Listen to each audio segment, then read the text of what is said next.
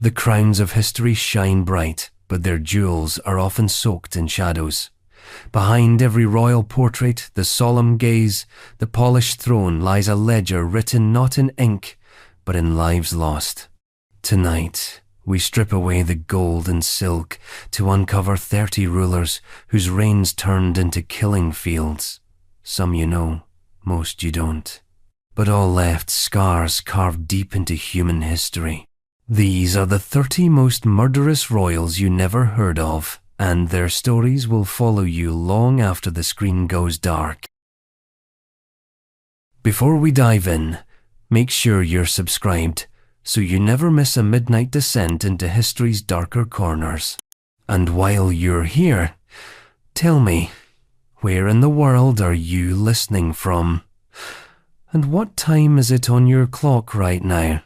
Because whether it's sunrise, midnight, or somewhere in between, these stories won't let you go. Hong Shu Quan. Some kings rule by divine right. Hong Shu Quan claimed divine DNA. He said he was the younger brother of Jesus Christ, and no, that wasn't a metaphor. It was a job title.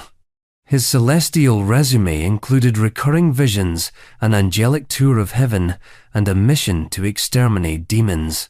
The demons, unfortunately, were the Qing dynasty, and soon the heavenly kingdom of great peace was born, by which we mean a brutal theocracy soaked in blood. At first glance, Hong was an unremarkable failure. He flunked the imperial exams 4 times, a feat that could either crush a soul or, in this case, convince someone they were a literal messiah. After collapsing from illness following his 4th failure, Hong claimed to have died and been resurrected by God. When he returned, he was a new man, stern, sanctified, and ready to baptize China in fire. He founded a sect, rewrote the Bible, and outlawed opium, foot binding, alcohol, and curiously traditional Chinese culture. He created a militant utopia where men and women were strictly segregated, all property was shared, and dancing was probably a capital offense. In other words, it was Woodstock meets the Inquisition, with better banners and worse hygiene. But Hong didn't just want followers, he wanted converts, soldiers, zealots, and he got them, millions of them. The Taiping Rebellion, his holy war against the Qing, would become one of the deadliest conflicts in human history. The body count? Conservatively estimated at 20 to 30 million. That's not a typo. That's more than World War I. That's more than the Black Death in some countries. That's the population of Australia twice. The death toll wasn't from battles alone. It was from starvation, disease, mass executions, scorched earth tactics, and a nationwide unraveling. Cities were reduced to cinders, fields burned, riverbanks lined with corpses. And still, Hong sent out more edicts about hairstyles and hymn singing, convinced his heavenly kingdom was just one victory away from paradise. And yet, he hardly led. By the time the war reached its boiling point, Hong had retreated to a palace in Nanjing, where he lived in increasingly delusional isolation. He issued poetic orders that made no military sense and ate only the most holy foods. When his enemies finally surrounded him, he didn't lead the charge. He starved in his sanctum, refusing to believe the end had come. But the real horror wasn't that Hong Shu Quan believed he was God's chosen. It was that millions of others did too, enough to tear an empire in half, to make the Yellow River run red, to turn one man's dream of salvation into one of humanity's greatest nightmares. The scientists tried to explain it. Some called it mass hysteria. Others saw economic desperation. The Qing dynasty was crumbling, the people were starving, and Hong offered a vision warped, yes, but clear.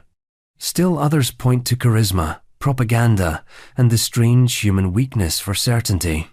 But none of them can fully explain why so many marched to their deaths in the name of a man who renamed himself the Heavenly King and built a divine bureaucracy that ran on terror, gospel, and core charts. In the end, Hong's empire fell not with a holy trumpet blast, but with internal betrayals, scorched rice paddies, and Qing cannons. The Heavenly King died in 1864. Some say poison, some say hunger, some say divine abandonment. His corpse was cremated and its ashes scattered to prevent any shrine from rising. But what do we make of a man who thought he was Jesus' little brother and then convinced millions he was right? How do we measure belief when it's backed by bayonets? And more disturbingly, what if he wasn't the only one? Because just a few centuries earlier, another man rode out from the steppe, not to save the world, but to own it.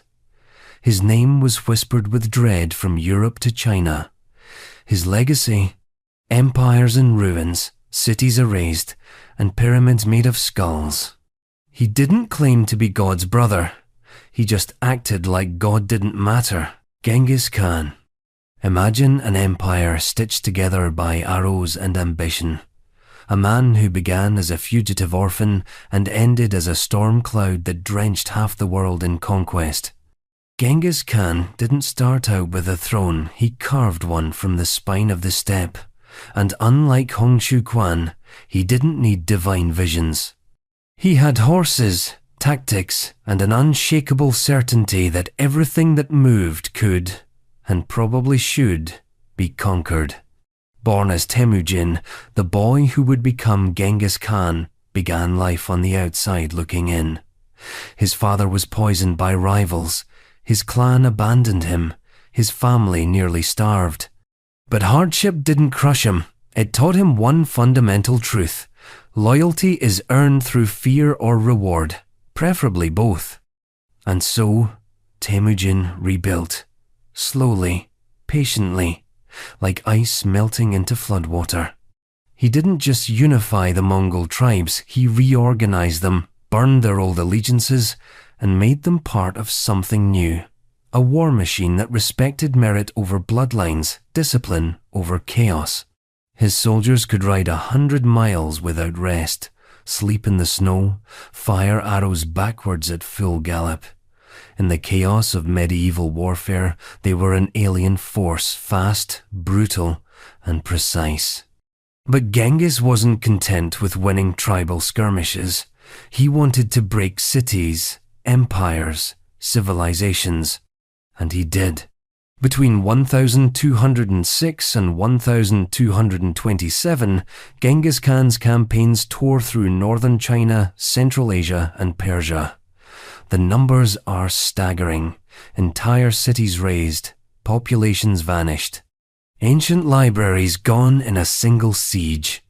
It's estimated that somewhere between 40 and 60 million people died during the Mongol conquests, not all directly under his sword, but many through famine, disease, displacement, and the long, rippling effects of total systemic collapse.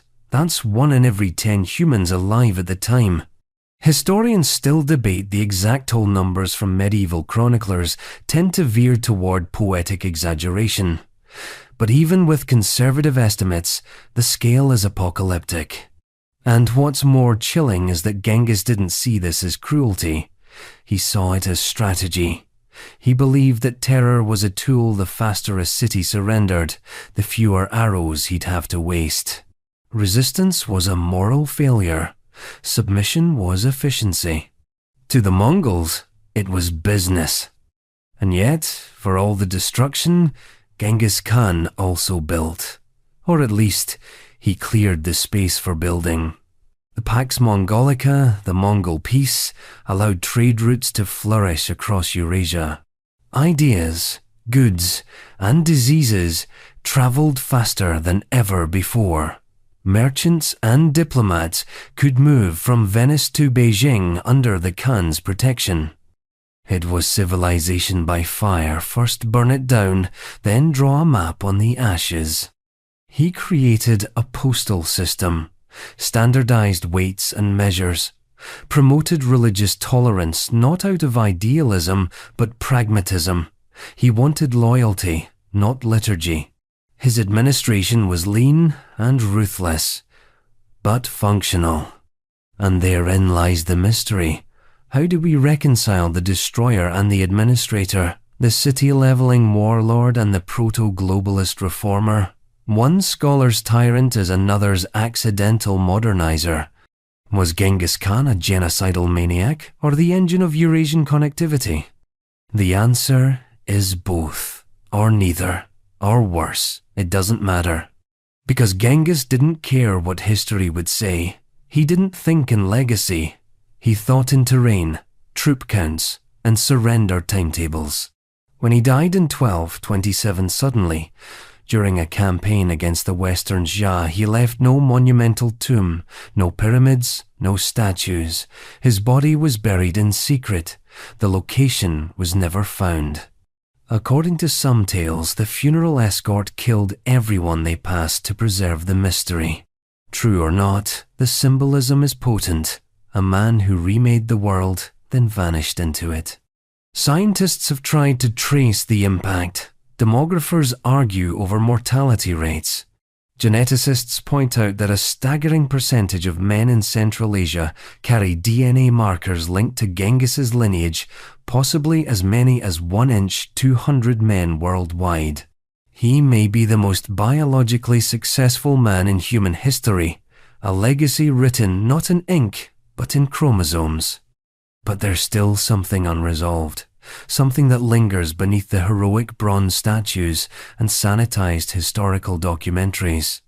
It's not just the death toll. It's the way he made the world smaller, colder, more efficient. He showed that civilization is thin, that a few well-organized cavalry units could erase it. That law and literacy are no match for momentum.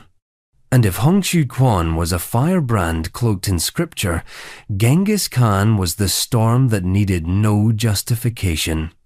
His gospel was velocity. His commandment was victory. Still, for all his firepower, Genghis left a vacuum, one his successors couldn't fill. Because after the storm, something stranger rose from the ashes, a rebellion not of warriors or messiahs, but of court officials and eunuchs, jealousies and grievances, personal vendettas dressed up as ideology. It was led by a man who may have been blind, may have been a traitor, and may have accidentally sparked the deadliest civil war on record.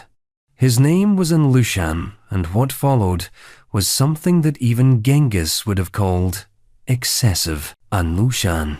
He was obese, charismatic, possibly illiterate, and somehow rose to command the largest army in the Tang dynasty. An Lushan had 3 things you don't normally find in the same room: the trust of the emperor, the suspicion of the court, and the loyalty of an army big enough to change Chinese history. He also had a flair for dramatic betrayal, which is really saying something in an era where poisoning your uncle was just called Tuesday. Born of mixed Sogdian and Turkic descent, An Lushan didn't fit neatly into Tang China's ruling elite. He wasn't polished, he wasn't subtle, but he was magnetic, a physical presence known for performing mock dances and routines at court, charming his way into imperial favor like a stand-up comic with a sword. Emperor Xuanzong adored him.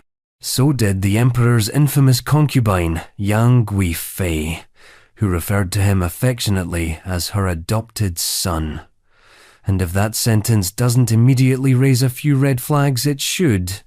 By the mid-8th century, An Lushan commanded troops on the empire's northern frontier. He was given control of 3 major military regions, a move that, in hindsight, was like handing a tiger your house keys because he promises to guard the refrigerator. Court officials warned Xuanzong. He's gaining too much power. He's ambitious. He's dangerous. Xuanzong waved them off. He trusted An Lushan completely. until An Lushan marched 200,000 troops into the empire's heartland and declared himself emperor of a brand new dynasty. In 755, the An Lushan rebellion began and China broke in half. What started as one man's grab for power unraveled into a nationwide implosion. The rebellion lasted nearly 8 years. It cost, by some estimates, over 13 million lives. Older, more inflated accounts push that number to 30 million or higher, a gap mostly explained by missing census data, famine deaths, and migration. Regardless of the exact figure, one thing is painfully clear. This was one of the deadliest conflicts in human history, and certainly the most catastrophic internal rebellion China had ever seen. An Lushan didn't live to see the end of it.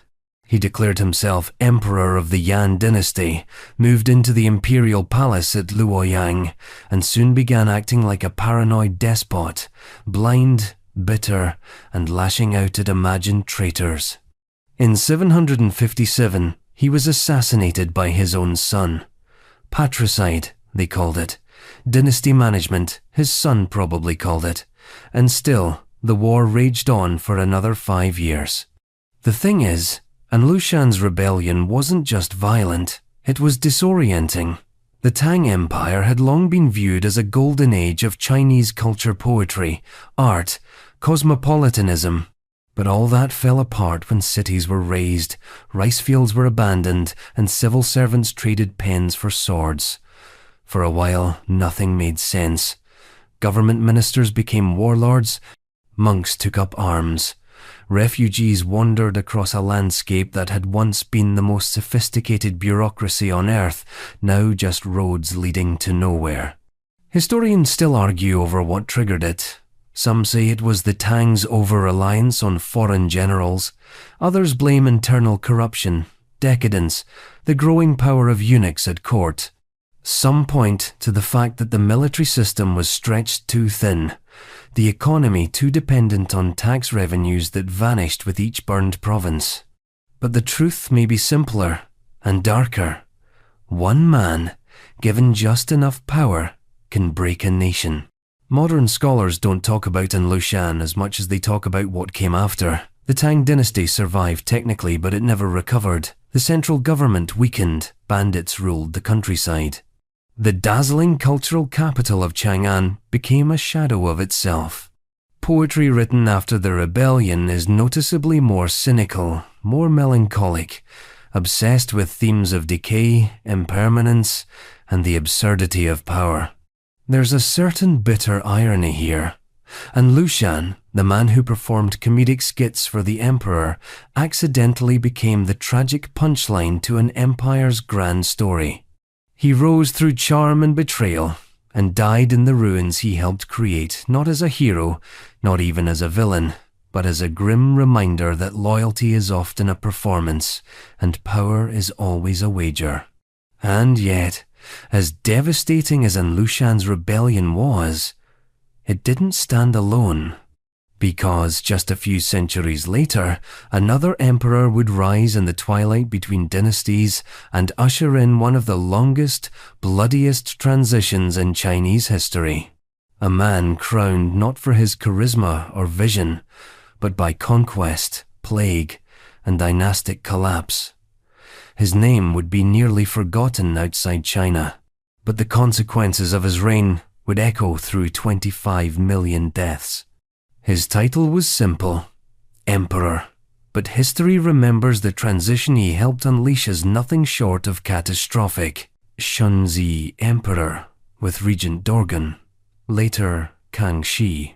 History rarely pauses to admire transitional governments, but sometimes, in the quiet between dynasties, you'll find the deadliest parts of the story not in coronations, but in collapses. The Ming-Qing transition wasn't a battle.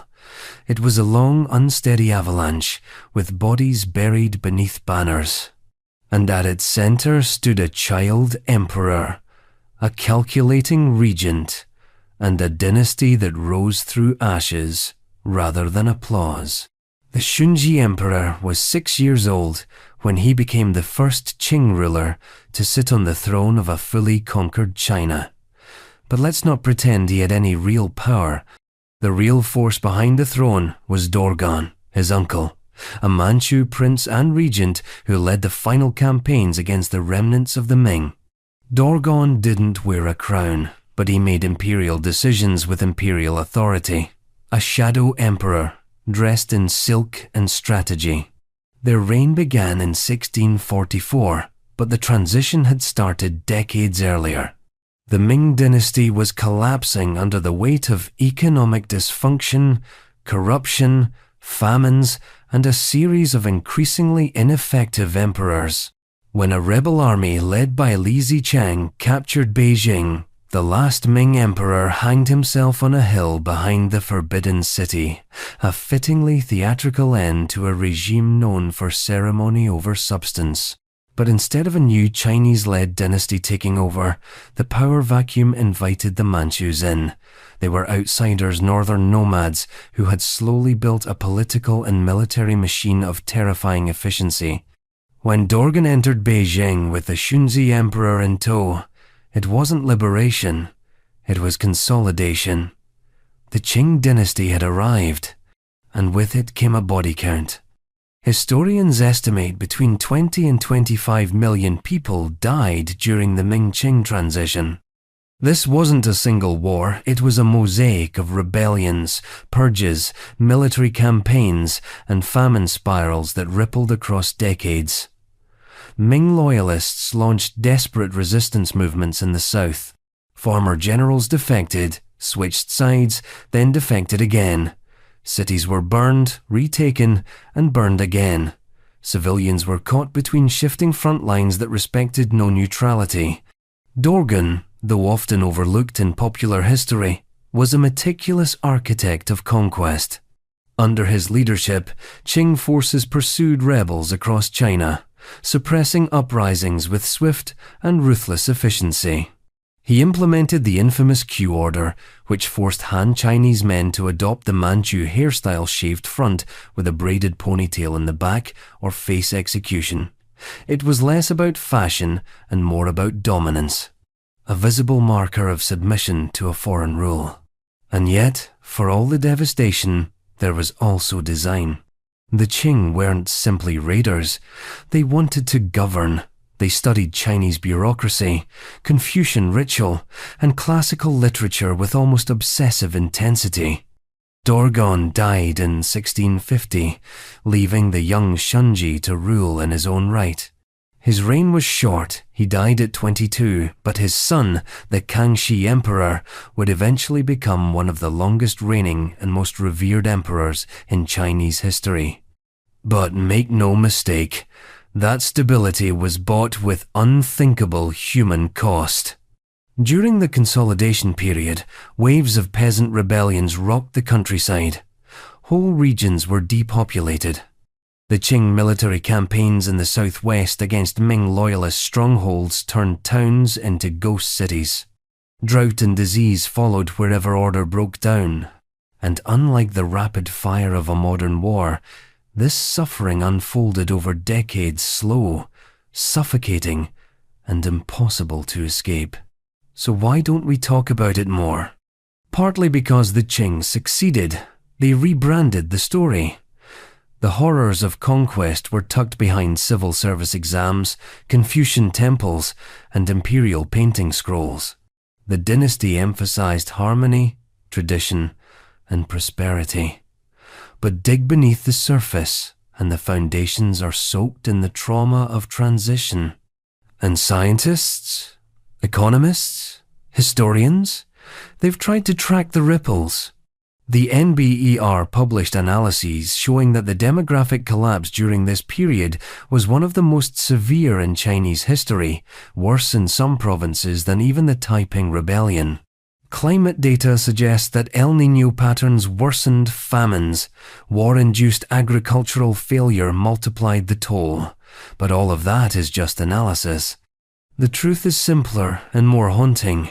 An empire fell, and another replaced it, but people disappeared in the middle. It's not the drama of a battlefield. It's not the spectacle of rebellion. It's the slow suffocation of a nation in limbo, where each decision, each betrayal, each forced march, each clipped cue was just one more turn of the screw. The Shunji Emperor may have died young, and Dorgon may have been posthumously stripped of honors, but the world they created endured. Their dynasty would rule for nearly 3 centuries, but its roots were fertilized with the ashes of another China. And just when the empire thought it had found solid ground, just as the Qing had reasserted control and restored rituals, another conqueror emerged from the west. Not a bureaucrat, not a child emperor, but a whirlwind from the 14th century who thought order was weakness, and destruction was a kind of perfection. His name echoed across continents, and his footsteps were marked not in footprints, but in entire cities wiped from memory. They called him Timur, but history remembers him by another name, Tamerlane. Tamerlane. If Genghis Khan was the storm, Timur was the aftershock, smaller in size, but far more unpredictable. He wasn't a Mongol, not exactly, not a Muslim scholar, though he quoted the Quran. Not an emperor by birthright, but a conqueror by sheer force of will. Timur, or Tamerlane as Europe came to call him, was a man in love with contradiction, a patron of the arts who left smouldering ruins in his wake, a self-proclaimed restorer of empire who dismantled every kingdom he touched. Born around 1336 near Samarkand in modern-day Uzbekistan, Timur claimed descent from Genghis Khan's family not directly, but close enough to justify his ambitions to the people who still revered the Mongol legacy. His origin story is cloaked in half-truths and myth. He may have started as a petty thief, a tribal enforcer, or a local strongman. But what is clear is that by his late 20s, he had mastered the politics of the fractured Chagatai Khanate and was poised to forge a new empire from the wreckage of the old. And forge it he did with fire, steel, and a cold, strategic genius that still baffles historians. Timur's campaigns were not chaotic rampages. They were ruthlessly calculated. He used terror as theatre. Cities that resisted were made examples of.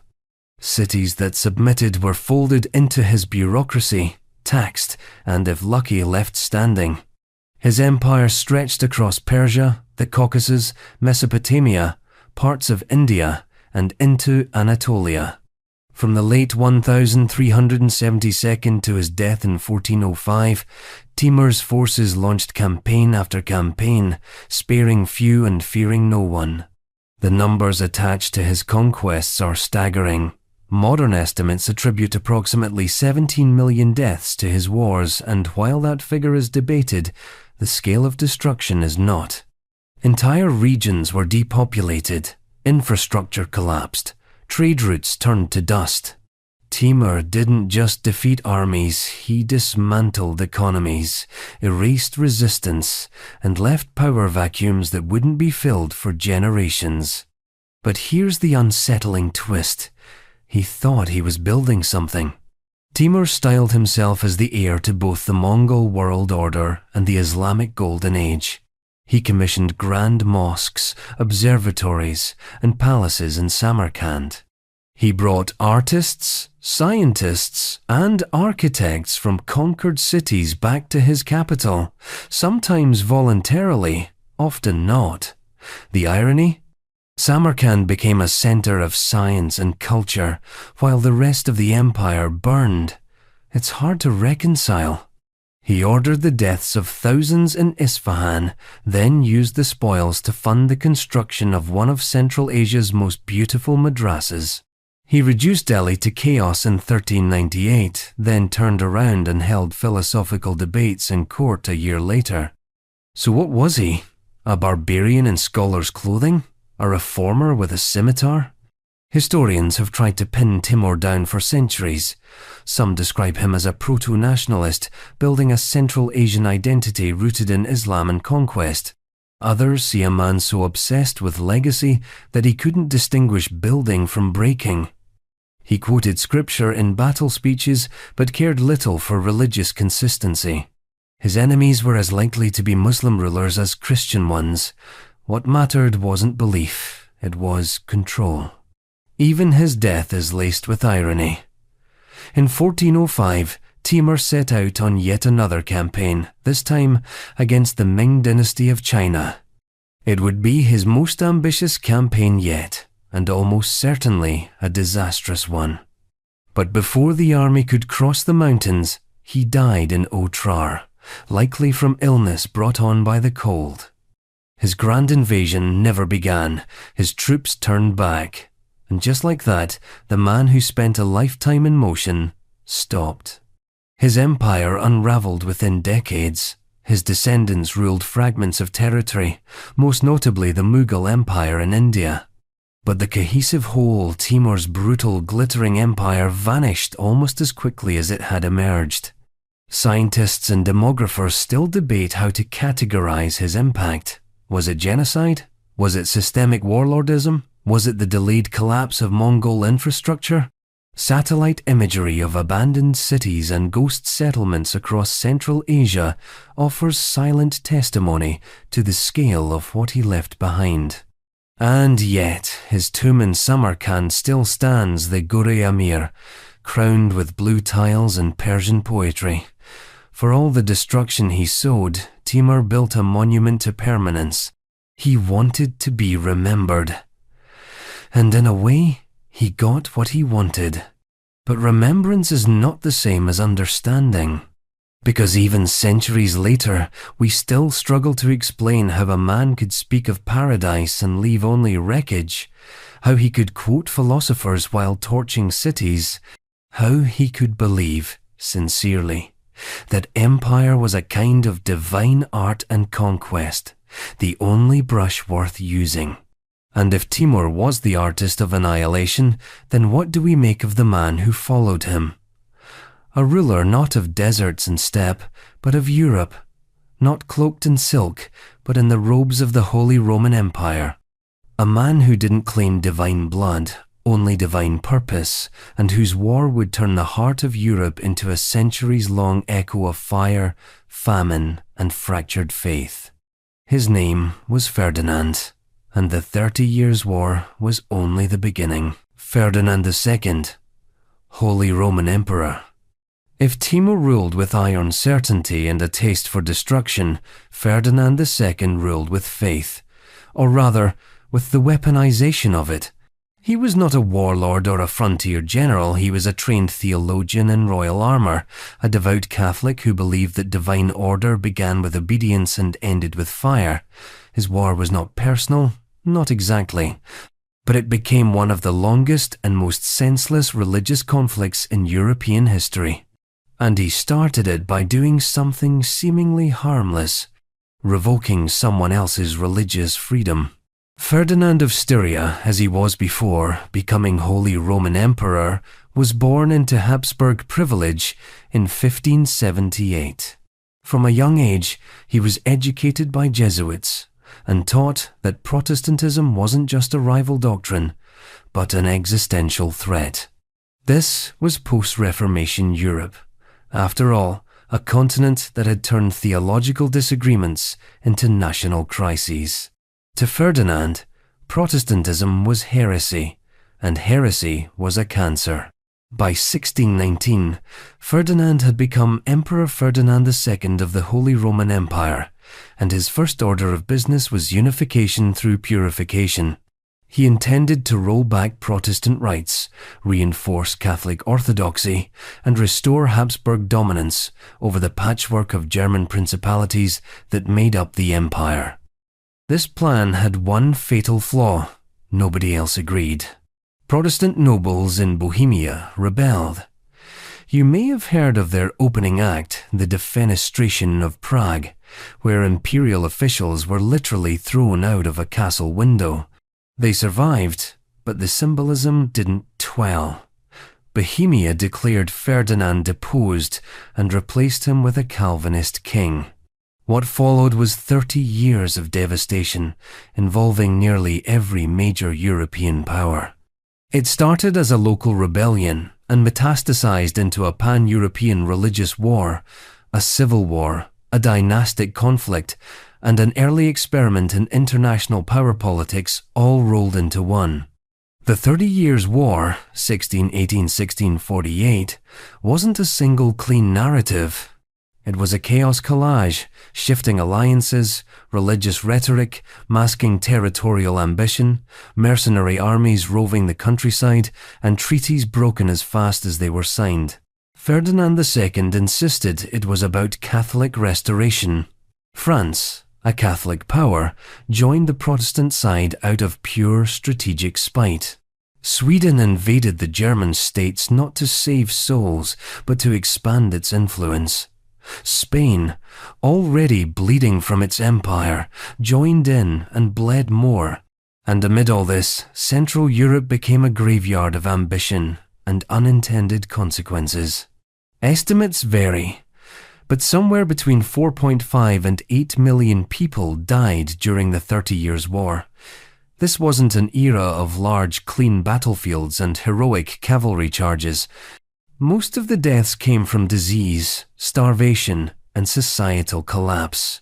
Fields went untilled, trade routes disintegrated, armies lived off the land, which meant draining it dry, villages disappeared, local economies broke under the weight of passing war bans, peasants who'd never read a Bible died in a war sparked by how it was interpreted, and at the heart of it all was Ferdinand II, steadfast, unshakable, and, depending on your viewpoint, either principled or catastrophically inflexible. He believed it was his sacred duty to restore Catholic unity in his realm.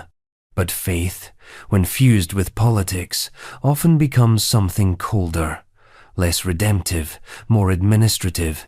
Ferdinand oversaw brutal re-Catholicization campaigns, signed off on the dispossession of entire Protestant communities, and saw compromise as weakness. Yet Ferdinand didn't see himself as a tyrant. He saw himself as a steward, a man tasked with cleaning up the spiritual mess of the Reformation. The war, in his eyes, was regrettable but necessary. A cleansing fire that would return the empire to divine order. And by the time the Treaty of Westphalia was signed in 1648, Europe had changed. The Holy Roman Empire still existed, but its authority was gutted. The concept of religious uniformity as a political goal was quietly buried. Sovereignty now meant something new. The right of rulers to determine the religion of their own realms and the acceptance that no single faith would dominate forever again. Historians look back at the 30 Years' War and see the birth of modern diplomacy, the early stirrings of the nation-state, the end of medieval Christendom. But all that theory can't quite hide the smell of rot that lingers in the historical record. The letters from starving villagers, the population maps with missing towns, the poets who stopped writing because their cities no longer existed. Ferdinand died in 1637, 11 years before the war ended. He didn't live to see the peace he helped necessitate, or the ruin he helped engineer. His legacy is complicated. Like most legacies forged in fire and ideology, he thought he was preserving Europe, but in reality, he helped break it open. And the saddest part? The scale of death wasn't even unique, because a generation later, another emperor would rise not in the name of faith, but in the name of empire itself. A man who traded Catholic crosses for imperial eagles, and whose war would sprawl across Europe with a different kind of fervor. Ambition disguised as destiny, conquest dressed up in reason. His name was Napoleon, and his war would rewrite every border it touched. Napoleon, Emperor of the French. Napoleon Bonaparte once said, History is the version of past events that people have decided to agree upon. He should know he spent most of his career rewriting it. Depending on whom you ask, Napoleon was either a brilliant architect of modern Europe or a glorified warlord in a silk cape. But what's often forgotten, buried beneath marble busts and military anthems, is the staggering human cost of his ambition. Between 1803 and 1815, during the Napoleonic Wars, an estimated 3 to 6 million people perished. These weren't just soldiers falling in neat lines on famous battlefields. These were also civilians, caught in the ripple effects, the starvation, disease, forced conscriptions, shattered economies, and social systems turned upside down by a man who crowned himself emperor and then made everyone else bow to the idea. But let's not get ahead of ourselves. Napoleon didn't start as a tyrant. He started as a Corsican outsider with a chip on his shoulder and an uncanny knack for artillery. Born in 1769 to a relatively minor noble family, Napoleon grew up watching France and most of Europe fall into ideological, political, and literal pieces. The French Revolution had beheaded its king, turned its calendar upside down, and declared war on monarchy itself. In the power vacuum that followed, armies were desperate for talent. Napoleon supplied it. By 24, he was a general. By 30, he was ruling France. By 35, he had crowned himself Emperor of the French, in a ceremony that looked like a Catholic mass choreographed by a control freak. He didn't just take power, he manufactured myth. His rise was a masterclass in self-branding, one part Julius Caesar, one part Enlightenment reformer, all wrapped in the language of rational progress. But behind the reforms, and there were many, came the armies. Big ones. Napoleon's military machine was unlike anything Europe had seen since the Roman Empire. He introduced new systems of conscription, coordination, and mobility. His armies could move faster, strike harder, and recover quicker than any of their adversaries. But all that speed came at a cost.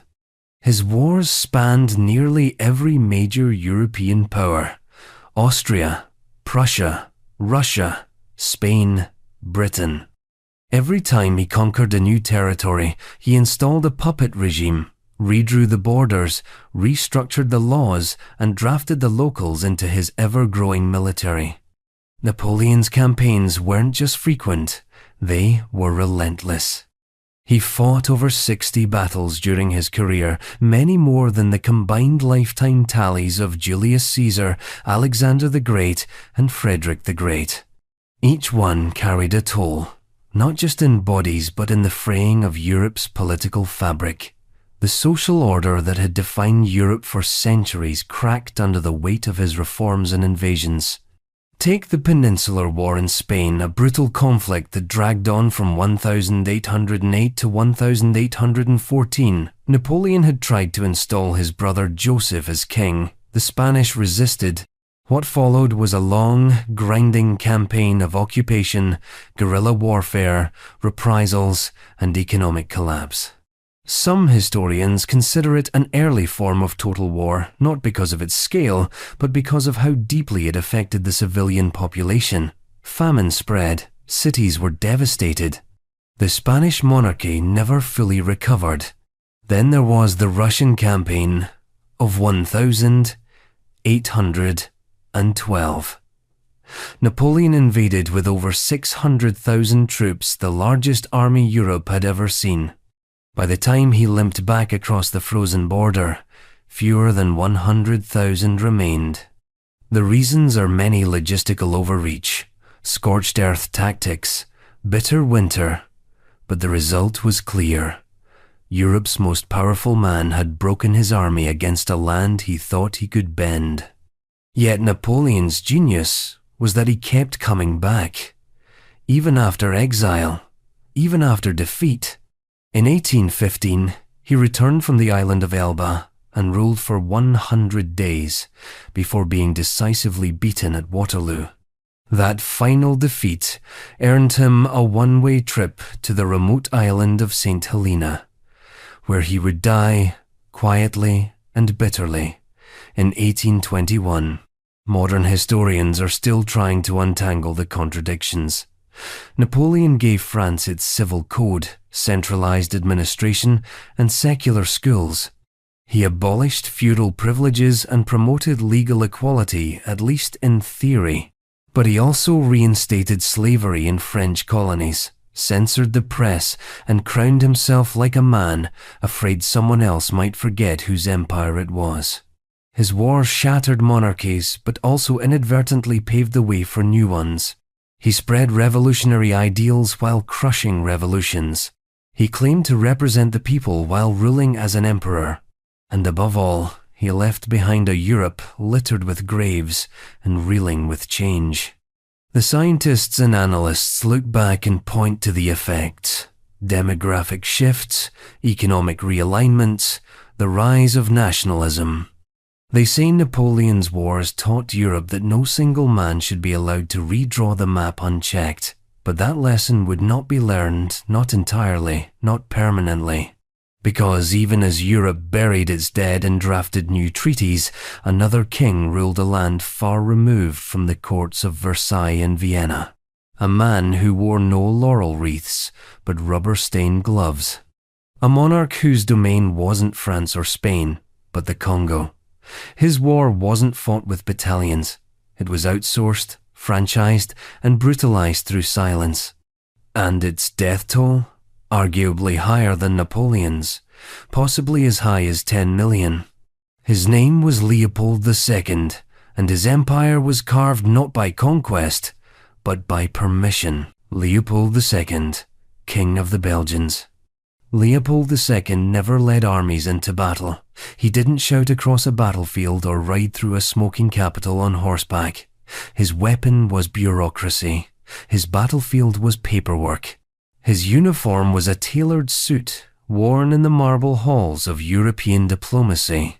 And yet, from the late 19th to early 20th century, millions died under his personal rule, far from Brussels, in a land he never truly belonged to, the Congo Free State. If Napoleon made conquest a public performance, Leopold made it a private enterprise. He was not interested in glory for Belgium, not exactly. He was interested in possession, the kind where a man's name appears on a deed and no one dares to read the fine print. When the scramble for Africa began in earnest, with European powers carving the continent into pieces like a Sunday roast, Leopold saw an opportunity, not for Belgium, but for himself. And he took it. In 1885, the Berlin Conference granted Leopold personal control of the Congo Free State, a territory nearly 80 times the size of Belgium. It was not a Belgian colony. It was his private property, under the guise of philanthropy. He claimed he was there to end the Arab slave trade and bring civilization, Christianity, and commerce. The usual trifecta of 19th century justifications. But behind this moral wallpaper was a very different mission: rubber. The global demand for rubber exploded during the Industrial Revolution. Tires, telegraph cables, machinery, all of it needed latex. And in the Congo's vast forests, wild rubber was abundant. The only problem: extraction required labor, lots of it. And labor in Leopold's Congo was not voluntary. The system that emerged was a masterpiece of plausible deniability. Technically, Leopold wasn't issuing the orders.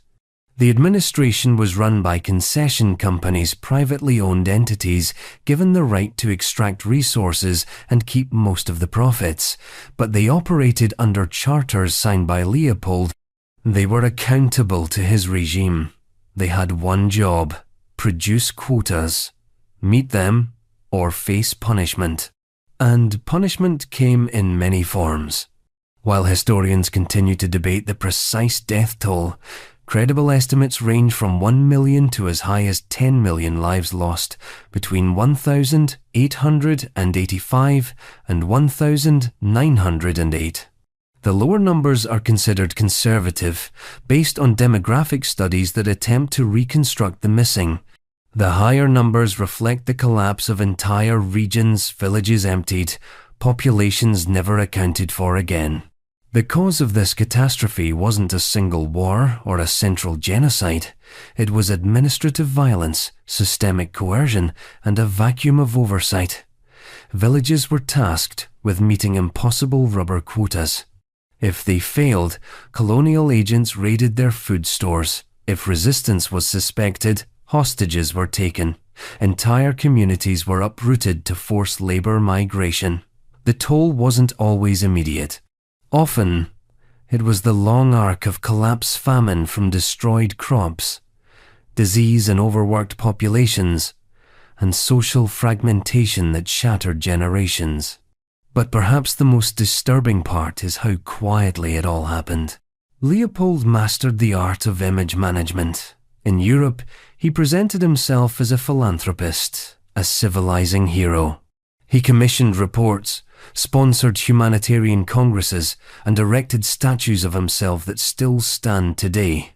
He once declared, "I undertake the work in the interests of civilization and for the well-being of the natives." Behind closed doors, however, his correspondence told a different story. Letters revealed an obsession with profit margins, a cold indifference to the suffering on the ground, and a stubborn insistence that the world not interfere. For over 2 decades, the Congo Free State was run like a grotesque business, and Europe largely looked the other way. Eventually, word leaked out. Missionaries and whistleblowers documented the atrocities. Photographs emerged. Public pressure grew. And in 1908, the Belgian Parliament forced Leopold to cede control of the Congo to the state. But by then, the damage was done. Infrastructure had been laid: railroads, ports, administrative centers, but not for the benefit of the Congolese. They were built to extract, not to sustain. The bones of empire, polished to look like progress. Leopold never apologized. He died in 1909, unloved even in his homeland. His funeral was met with jeers. Crowds turned their backs as the procession passed. Belgium, it seemed, had begun to understand what kind of man he truly was. Not a builder, but a broker of silence. A king who built an empire not with conquest, but with contracts and quotas. And still, in history's great ledger, his name often fades into the margins, overshadowed by louder tyrants, bloodier conquerors. But his legacy lingers in the quiet devastation he left behind, in the shape of modern Congo's fractured history, and in the moral vacancy that allowed so many to look away. Because while Europe debated humanism and civilization, the Congo disappeared beneath the weight of extraction. But as one empire of silence crumbled, another rose this time, back in China, where an emperor barely older than a schoolboy, flanked by an iron-willed Empress Dowager, would oversee another crisis. One not of conquest or ideology, but of rebellion, collapse, and millions more vanishing into the folds of history. Tongzi Emperor, with Empress Dowager, CIX. The Tongji Emperor ruled in name. His mother, Empress Dowager CIXI, ruled in everything else. And though history books often frame their reign as a brief, confused lull in the dying years of the Qing dynasty, that lull was anything but peaceful. Beneath the lacquered surface of the imperial court, the ground was already trembling. In the northwest, entire provinces were sliding into chaos. And before anyone could stabilize the throne, millions were gone swallowed not by war, but by something harder to categorize: the slow-motion collapse of order itself. This wasn't the kind of catastrophe that makes history books easy to write. It didn't begin with a declaration or end with a treaty. It was less a war than a fracturing, a tangle of grievances, sectarian tensions, and delayed revenge. The event historians now call the Dungan Revolt, 1862-1877, unfolded during the Tongji Emperor's reign, and like many tragedies of imperial China, it began with a local dispute, then scaled into calamity. The emperor, for his part, was just a child 5 years old when he ascended to the throne in 1861. His father, the Shenfeng Emperor, had died young, leaving the Qing court in disarray. Into that vacuum stepped his mother, Cixi, a former concubine turned political juggernaut, whose unofficial regency would stretch for decades. But at this early stage, even Cixi didn't have complete control. The Qing state was battered, barely breathing after the devastation of the Taiping Rebellion. Its treasury was empty, its armies fractured, its provincial governors practically autonomous. And so when the Dungan Revolt erupted in the northwest in today's Gansu, Shanxi, and Xinjiang, the court was caught off guard.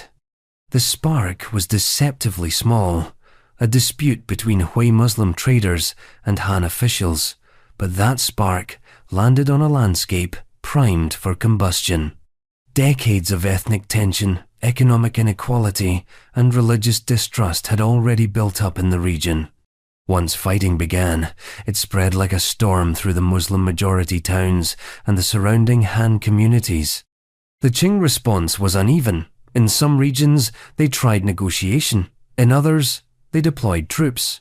But with the central government still weakened, much of the fighting was left to local governors and generals, many of whom pursued their own agendas.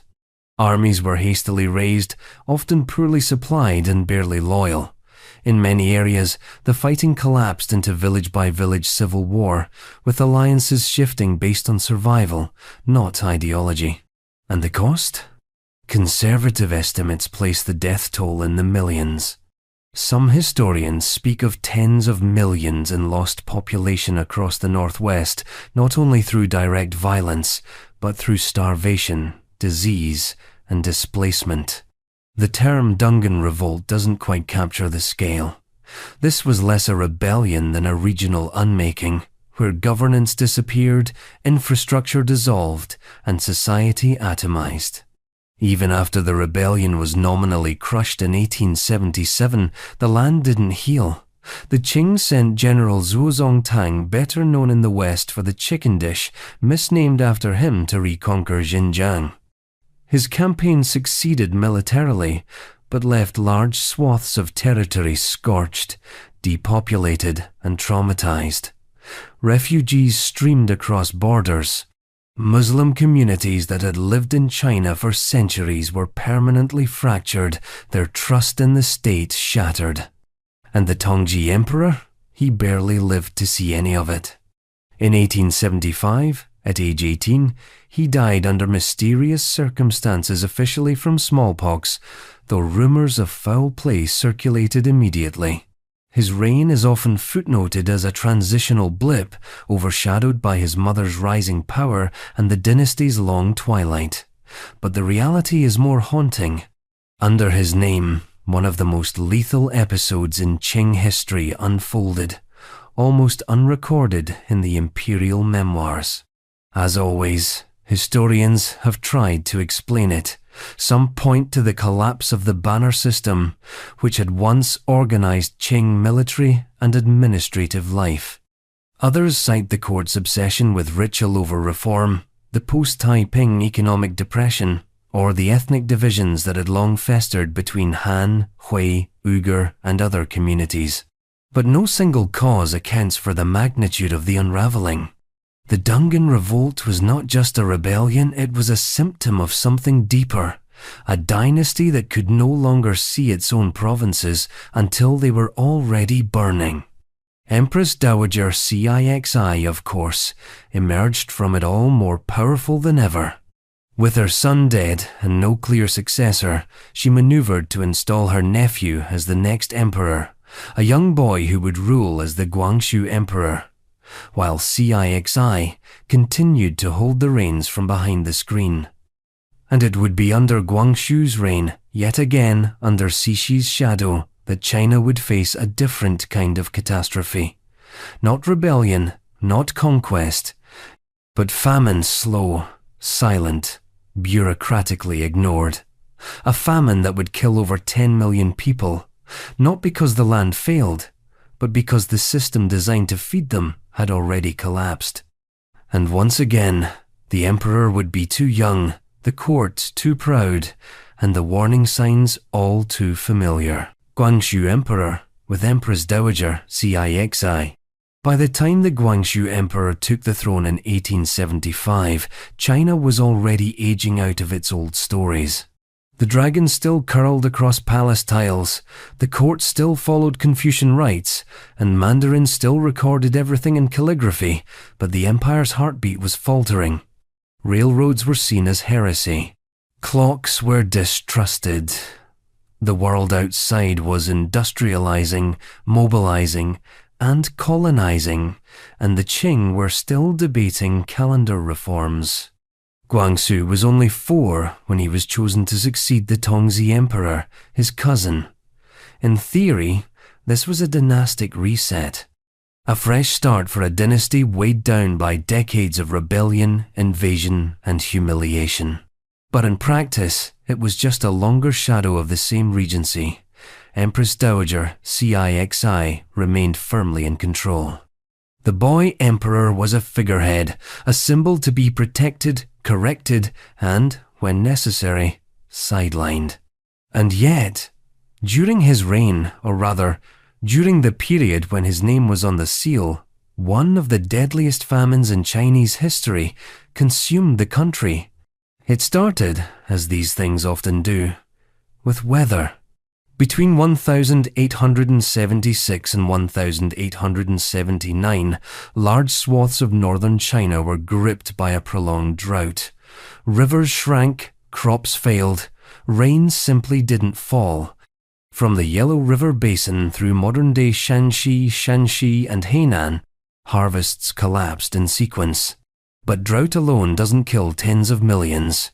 What turned this environmental crisis into a humanitarian catastrophe was the failure or refusal of the state to respond effectively. The Guangxu Emperor was still a child, but the Qing bureaucracy was not. It was vast, centuries old, and filled with officials trained in classical texts about the emperor's moral obligation to relieve famine. There were precedents, systems, manuals.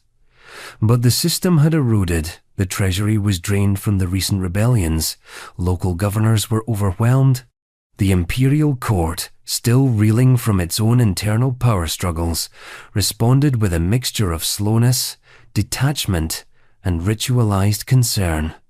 Charity was left to local elites. Grain shipments arrived late, if at all. Corruption siphoned off what little aid existed. Foreign missionaries reported families selling everything, then fleeing, then dying not from war, not from plague, but from the simple fact that no food arrived in time. The numbers are staggering. By conservative estimates, between 9 and 13 million people died. Some demographers argue for even higher totals when accounting for unrecorded deaths and population displacement. The region's population did not recover for decades. It was a famine not of scarcity alone, but of systemic failure, a slow-moving disaster made possible by bureaucratic inertia, imperial detachment, and climate fluctuation. But perhaps the most haunting detail is this. The Qing state saw itself as morally superior to the Western colonial powers, more humane, more orderly, more righteous. And yet, while Chinese peasants starved, the imperial court continued to stage elaborate rituals, stage-manage appearances of harmony, and debate the aesthetics of imperial memorials. Empress Dowager CIXI was infamous for her lavish renovations to the summer palace, funded, in part, by money diverted from the navy and disaster relief. Whether or not famine aid was explicitly repurposed, the symbolism stuck. Opulence above urgency. Historians have struggled to categorize this famine. Some frame it as an inevitable result of climate, a freak El Niño pattern amplified by bad luck. Others place it within a global pattern of Victorian-era famines, many of which coincided with imperial mismanagement and economic transition. Still others look squarely at the Qing state and ask, how many lives were lost not because of drought, but because of delay? The Guangxu emperor, to his credit, would later try to reform the system. In 1898, as a young adult finally old enough to rule in name and possibly in deed, he launched the 100 Days Reform, a flurry of modernizing decrees aimed at saving the empire from its slow-motion collapse. He wanted railroads, Western education, constitutional government, but within months, CIXI crushed the reforms, placed him under house arrest, and reasserted her control. And so the man under whose reign tens of millions died in famine spent the last decade of his life imprisoned in his own palace, reading reports he could not act on, signing documents he did not author. He died in 1908, one day before CIXI. Some believe she had him poisoned to ensure a smooth succession. Others believe he had simply wasted away. Either way, his death was symbolic, a quiet end to a life of stifled intention, passive catastrophe, and unmet potential. But while China starved and the Qing tottered, other emperors took a different approach. They didn't just ignore suffering, they inflicted it with surgical precision. Across the steppe, one such emperor ordered the destruction of an entire people not because they rebelled, but because they existed in the way. His name was Qianlong. His empire was thriving. And what he did to the Dzungars still raises the question, how do you define a genocide before the word even exists? Qianlong Emperor. Qing. The Qianlong Emperor ruled one of the most expansive and culturally sophisticated empires in the world, a realm of jade scrolls, classical poetry, and exquisite lacquerware. Under his reign, Qing China reached the height of its territorial power and artistic achievement. The libraries were full, the porcelain flawless, the court ceremonies labyrinthine in their perfection. But behind the imperial grace was something darker. A campaign of eradication so thorough, so final, that modern historians still debate whether it was the first modern genocide. The target was the Dzungar Khanate, a powerful Mongol polity in Central Asia that had once dominated the western frontiers of the Qing Empire. They were no minor nuisance. The Dzungars had resisted Qing expansion for decades, launching raids, defying tribute demands, and keeping the western borders perpetually unstable. But by the mid-18th century, the situation changed. The Dzungars were weakened by internal conflict, disease, and leadership crises. And Qianlong seized the moment. Between 1755 and 1758. Under Qianlong's direct orders, the Qing military launched a series of campaigns into Dzungaria, the region that now lies in modern-day Xinjiang. These were not just punitive expeditions, they were systematic. And they did not stop with military victory. Qianlong didn't merely want to conquer the Dzungars, he wanted to erase them. Contemporary Qing records make it chillingly clear. After the initial military successes, the emperor ordered his commanders to pursue a final solution: root out and annihilate the Dzungar population. Villages were depopulated, survivors were hunted down. Qing reports speak of eliminating the rebel element entirely, phrased in the antiseptic language of imperial governance, but unmistakable in intent. By the end of the campaign, estimates suggest that between 400,000 and 800,000 Dzungars were killed, either in combat, mass reprisals, or through starvation and disease triggered by scorched earth tactics. This represented the majority of the Dzungar population. Those who survived were scattered, enslaved, or absorbed into other communities. The Qing forcibly repopulated the region with other ethnic groups, Han Chinese, Hui Muslims, and Uyghurs, effectively wiping Dzungaria off the cultural and political map. Qianlong, for his part, was proud of it. He commemorated the conquest with stele inscriptions, court paintings, and victory poems. He declared that the Dzungars had brought their own destruction upon themselves through rebellion and treachery. In the imperial narrative, the campaign was framed not as an atrocity, but as a civilizing act, the elimination of a barbarous threat, the restoration of order to the frontier, and it fit perfectly into Qianlong's vision of empire. He saw himself as a universal ruler, heir not just to the Chinese dynastic tradition, but to the steppe conquerors like Genghis Khan. He spoke Manchu, wrote Chinese poetry, and styled himself as a sage king who united heaven and earth. The Dzungar extermination, in his mind, was part of that cosmic duty.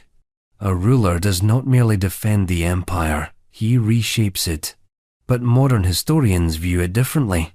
Some call it a demographic catastrophe, others a pre-modern genocide.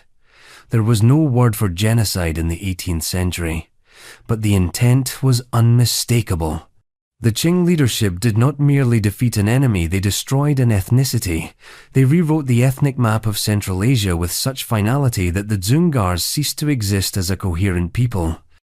Even today, the Dzungar name survives more as a historical footnote than a living identity. The lands they once ruled are now folded into China's Xinjiang Autonomous Region itself, a site of contemporary tension and state control. The echoes of Qianlong's conquest are still audible in the region's political geography, in the ghost outlines of erased borders and rewritten histories. So, how do we reconcile this with the image of Qianlong as a philosopher king? After all, this is the emperor who patronized the arts, commissioned encyclopedias, and produced poetry by the ream. His reign is remembered as one of stability and elegance. Yet he oversaw the deliberate annihilation of an entire people not as a moment of rage, but as policy, as strategy. It forces us to confront an unsettling truth. Refinement and cruelty are not opposites. Sometimes they are roommates.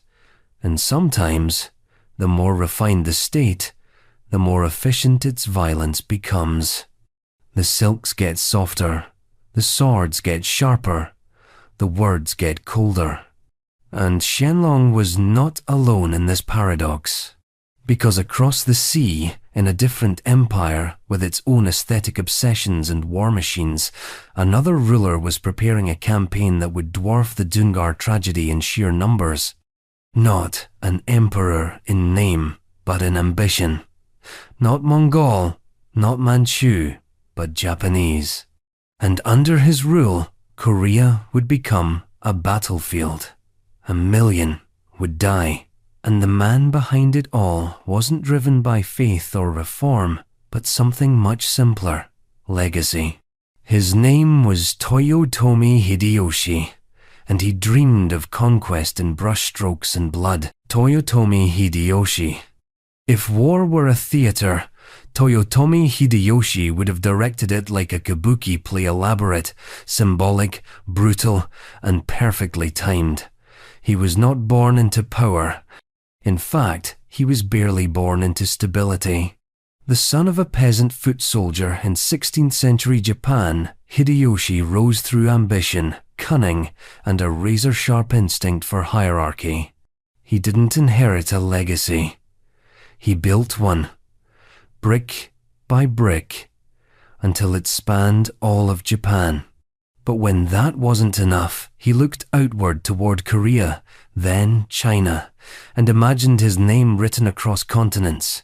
The irony, of course, is that Hideyoshi unified Japan just in time to launch one of the deadliest wars in East Asian history, not to defend the homeland, not even to secure trade, but because, by the time peace had been achieved, he couldn't stand the stillness. Power doesn't like a vacuum, and Hideyoshi had just finished creating one. By the late 1582, after decades of civil war among Japanese warlords, the Sengoku period, Hideyoshi had done what many believed impossible: brought the country to heel. Samurai who once ruled their fiefdoms like kings now bowed in his court. Daimyos were shuffled like chess pieces, sword hunts disarmed peasants, class lines were frozen. Power was centralized under a single leader, not an emperor, but a kampaku, a kind of civilian regent who ruled with imperial blessing, but without imperial blood. And then he got bored. In 1592, Hideyoshi launched the first invasion of Korea, declaring that Japan would march through the peninsula, conquer the Ming dynasty in China, and rule all of Asia from Beijing. Historians have argued endlessly about what drove him. Was it personal megalomania? An effort to keep restless samurai busy? A bid to export internal instability before it boiled back over? Whatever the cause, the effect was catastrophic. The Imjin War, named after the year 1592, the Korean calendar began with lightning speed. Japanese forces landed at Busan and swept north with shocking efficiency, seizing Seoul and then Pyongyang within months. The Korean military was disorganized, underprepared, and technologically behind the Japanese, who were now armed with matchlock guns introduced by the Portuguese decades earlier. Entire towns were overrun before messengers could deliver warnings. But what began as a rapid advance soon devolved into a brutal, grinding conflict. The Ming dynasty entered the war to support Korea. Korean naval forces, under the legendary Admiral Yi Sun-sin, cut off Japanese supply lines with brilliantly executed naval campaigns. The war bogged down into attritional battles and protracted stalemates. Neither side could deliver a knockout blow, and the civilians caught in between paid the price. And the price was steep. Modern scholars estimate that over 1 million people died during the two invasions, 1592-1598. This includes soldiers, civilians, and those who died from famine, disease, and displacement, the usual ensemble of consequences when armies carve through the land with no long-term plan. Korean sources describe cities reduced to ash, rice fields abandoned, and entire regions depopulated. Hideyoshi, safely back in Japan, micromanaged the war like a man playing chess with fire. He issued elaborate edicts, sent gilded letters to the Ming court, and demanded that his generals deliver conquest as if they were simply late with paperwork. His vision was both grand and disconnected. A pan-Asian empire, governed from a castle in Osaka, driven by ceremony, martial law, and reverence for his name. But even as the war dragged on, his body began to fail. By 1598, Hideyoshi was gravely ill. Realizing he would not live to see his dream fulfilled, he ordered a quiet withdrawal of Japanese forces from Korea. His commanders obeyed. They had no choice. When he died later that year, the war ended not with victory or defeat, but with the collapse of the reason it existed. The cost was incalculable. Korea's infrastructure was wrecked. Cultural artifacts were looted or destroyed. Population losses were severe. Hideyoshi's own regime, now under the control of regents protecting his infant son, would soon be overtaken by Tokugawa Ieyasu, who would found a shogunate that ruled Japan for over 250 years, one built, in part, on the lesson that Hideyoshi's war had nearly broken the country. And yet, in Japanese history, Hideyoshi is not remembered solely as a reckless conqueror. He's remembered as a unifier, a reformer, a brilliant tactician. His castle still stands in Osaka. His laws laid the groundwork for early modern Japan. The horrors of Korea are there, but muted, recast as miscalculations rather than design. Which raises the deeper question: what do we do with leaders who achieve greatness through ruin? Because Hideyoshi wasn't trying to destroy Korea, he was trying to use it as a ladder, a symbol, a stepping stone to something larger, and in doing so, he shattered it. But if he used war as a tool of ambition, the next man on our list used it as a demonstration of power, cold, calculated, and apocalyptic. His empire stretched further than Hideyoshi could dream, and his army did more than march. It eradicated. He was a Mongol, a descendant of thunder and empire. His name was Hulagu Khan, and he rode not toward conquest but toward Baghdad. Hulagu Khan. If Genghis Khan carved out the empire, Hulagu Khan tested its limits. He wasn't the first Mongol to take the steppe's fury westward, but he was the one who unleashed it on civilization's beating heart. Not a warlord improvising his way across deserts, but a commander with blueprints, engineers, siege engines, and instructions passed down from the great Khan himself. His destination wasn't just strategic, it was symbolic. And in 1258, he reached it. Baghdad, the center of Islamic culture, learning, wealth, and empire. Hulagu was a grandson of Genghis, brother to Kublai and Munka. In a family where inheritance meant not land but direction, he was sent west to subdue Persia, crush the assassins, and bring the Abbasid Caliphate to heel. His campaign wasn't a whim. It was planned with precision, launched with staggering logistics, and carried out with brutal discipline. He didn't bring just cavalry. He brought siege towers, Chinese engineers, Persian scholars, and supply chains that stretched across Asia. His mission? Expand the Mongol Empire to its southwestern frontier, enforce tributary rule, and break any kingdom that resisted. The assassins fell first, the Nizari Ismailis, famous for their mountain fortresses and targeted killings. Their strongholds, thought to be impregnable, collapsed under Hulagu's coordinated assaults. Once they were neutralized, the road to Baghdad was clear. Baghdad, then, one of the richest and most influential cities in the world, was not just a target, it was the target. For over 5 centuries, it had been the seat of the Abbasid Caliphate. Its libraries were legendary. Its scholars shaped everything from astronomy to medicine to philosophy. But its defenses? Decayed. Its leadership? Overconfident. The Caliph, Al-Mustasim, had refused to submit to Mongol demands. He had trusted in his city's status, its religious prestige, and the assumption that no one would dare. He was wrong. Hulagu arrived with a massive force, estimated at 200,000 troops, and a single demand: surrender. The Caliph hesitated. He tried diplomacy. He sent messages, then insults. Hulagu waited, briefly. Then he acted. What followed was one of the most infamous sackings in recorded history. Sources from the time Arab, Persian, European describe the fall of Baghdad with language usually reserved for natural disasters. Contemporary accounts estimate that between 200,000 and 800,000 people may have perished, though exact numbers are disputed. Even if exaggerated, the truth remains. It was not a battle, it was a collapse.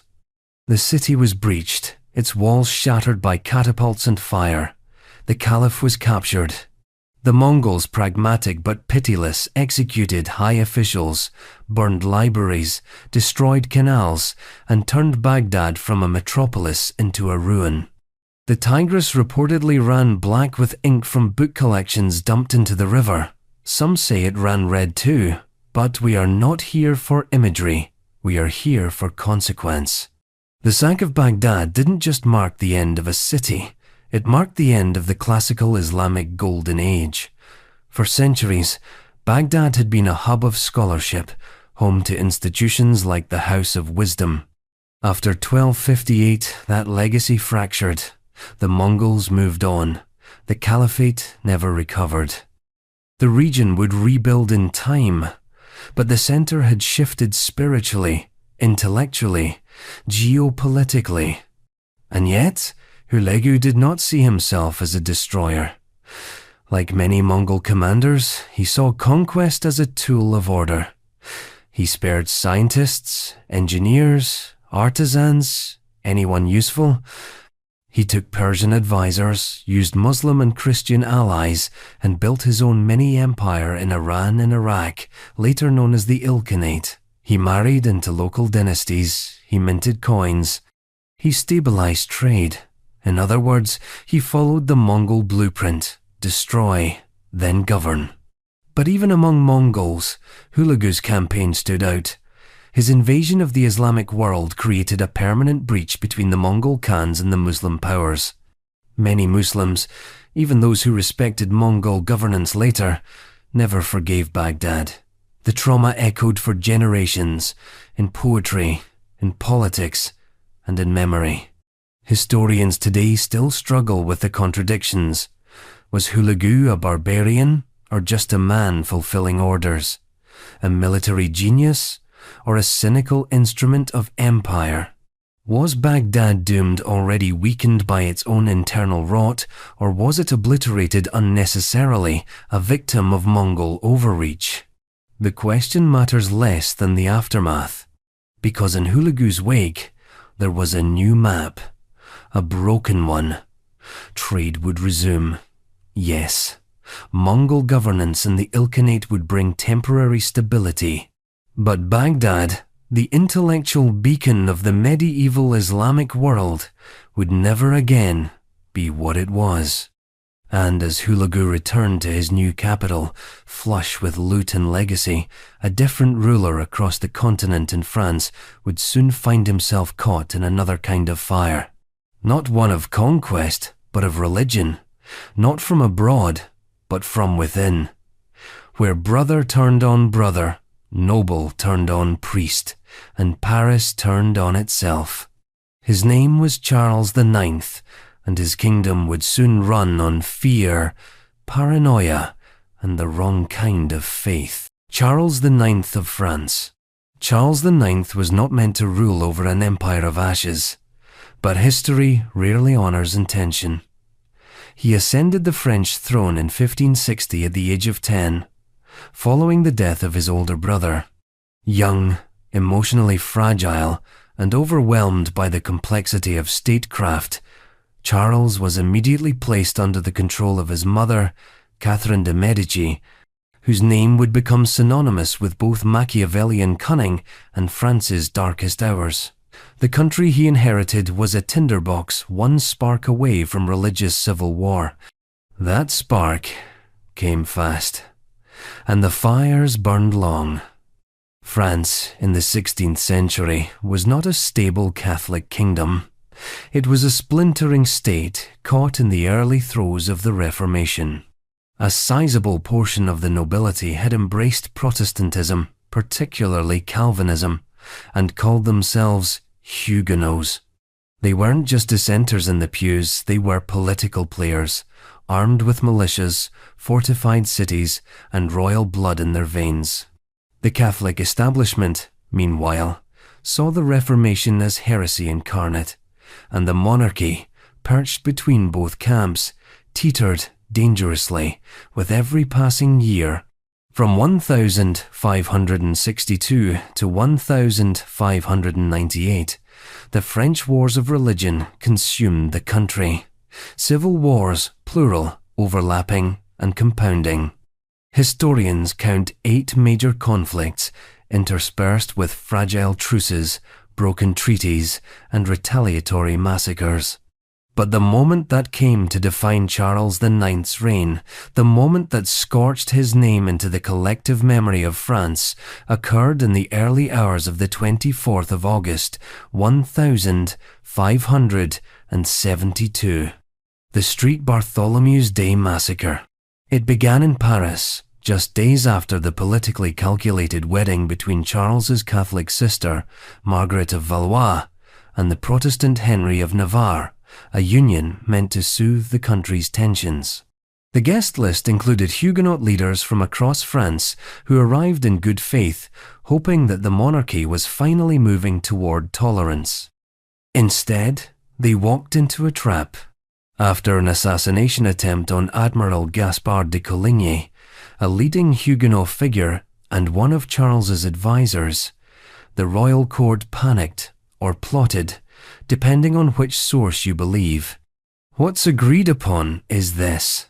Sometime that night, Charles IX gave the order, or, more accurately, he signed off on what had already been set in motion: the killing of Protestant leaders in Paris. A clean operation. A preventative measure. Swift, surgical, and containable. It was none of those things. What followed was an eruption. Catholic mobs, emboldened by royal sanction and inflamed by years of sectarian hatred, turned Paris into a killing field. Then the violence spread to Orléans, to Lyon, to Bordeaux, to Rouen. For weeks, Huguenots were hunted, and entire communities were purged. The death toll in Paris alone is estimated in the thousands. Across France, estimates range from 10,000 to 30,000, depending on the source and methodology. It was not just a massacre. It was a signal that reconciliation had failed, that faith had become a fault line. And Charles IX, whether he intended to or not, became its symbol. He reportedly suffered a breakdown afterward. Contemporary accounts suggest he was haunted by what he had authorized pacing the halls of the Louvre, muttering about blood. Whether that remorse was real or rhetorical is still debated. What isn't debated is that the massacre shattered any remaining possibility of peaceful coexistence under his rule. Trust was gone. The kingdom fractured. The wars intensified. Protestant leaders went underground or armed themselves further. Catholic extremists, especially the ultra-hardline House of Guise, pushed for even greater purges. The monarchy, already weakened, now found itself boxed in. Charles was just 18 when the massacre occurred. He died less than 2 years later, in 1574, racked with illness and psychological decay. Officially, it was tuberculosis. Unofficially, some said it was divine punishment. Others said it was guilt. But Charles IX's legacy wasn't defined by his life. It was defined by his failure to stop a storm he might have helped summon. He wasn't a tyrant in the mold of Timur or Hulagu. He was something more unsettling, a fragile monarch caught between powerful factions, manipulated, indecisive, and ultimately culpable through weakness. And therein lies the unresolved question. What do we make of leaders who let horror happen, not out of malice, but because they couldn't say no? The massacre didn't end the religious wars. It deepened them. It radicalized both sides. And the monarchy would never fully recover its credibility. France's wars of religion continued for another 2 decades, with each side convinced the other was irredeemable, each massacre answered by another. By the time peace finally came under a different king, a different century, the idea of a unified Catholic France had shattered beyond recognition. Yet even that chaos had limits. Because across the Channel, another king one, with sharper features and sharper theology, would ignite a civil war of his own. Not over doctrine, but over power itself, divine right, parliamentary law, authority, obedience. His name was Charles I of England, and his crown would not just slip, it would fall. Charles I of England. By the time Charles I was marched to his scaffold in 1649, dressed in black and speaking calmly to the gathered crowd, he had already become more symbol than man. A martyr to some, a tyrant to others, and to history something more complicated. He had ruled not with iron, but with certainty. And certainty, when paired with divine right, has a tendency to ignite civil wars. Unlike Charles IX of France, who drowned in chaos not of his own making, Charles I helped build his own storm. Not with swords, but with paper, taxation, and an unshakable belief that kings answer only to God. For years, he governed without parliament. For years, he insisted that royal prerogative trumped public grievance. And for years, England, Scotland, and Ireland, three kingdoms awkwardly stitched together, tried to pretend that this arrangement was sustainable. It wasn't. Charles was born in 1600, the second son of King James VI of Scotland, and I of England. He wasn't meant to be king. But when his older brother Henry died young, Charles was thrust into the spotlight. He was shy, awkward, deeply religious, and groomed with the heavy weight of divine authority. His father had famously said, "A subject may not challenge his king," and Charles took that mantra further. To him, monarchy was not a contract. It was a cosmic appointment. He became king in 1625 and married Henrietta Maria of France, a Catholic princess, in a deeply Protestant nation. That alone would have been enough to raise suspicions. But Charles also surrounded himself with advisors the people distrusted, enforced religious reforms that leaned dangerously close to Catholic ritual, and levied taxes without parliamentary consent. His court grew increasingly isolated. Parliament grew increasingly furious. After repeated disputes, Charles did the unthinkable in 1629. He dissolved Parliament entirely. For 11 years, he ruled alone an era now called the personal rule, or, less flatteringly, the 11 years' tyranny. To fund his government, he revived obsolete taxes, fined nobles for minor infractions, and leaned heavily on forced loans. It worked for a while, but power built on avoidance is brittle. When Charles attempted to impose Anglican reforms on the Presbyterian Church of Scotland in 1637, the backlash was immediate and ferocious. Riots broke out. The Scottish lords formed a defensive covenant, and just like that, Charles had triggered a religious and constitutional crisis across all three of his kingdoms.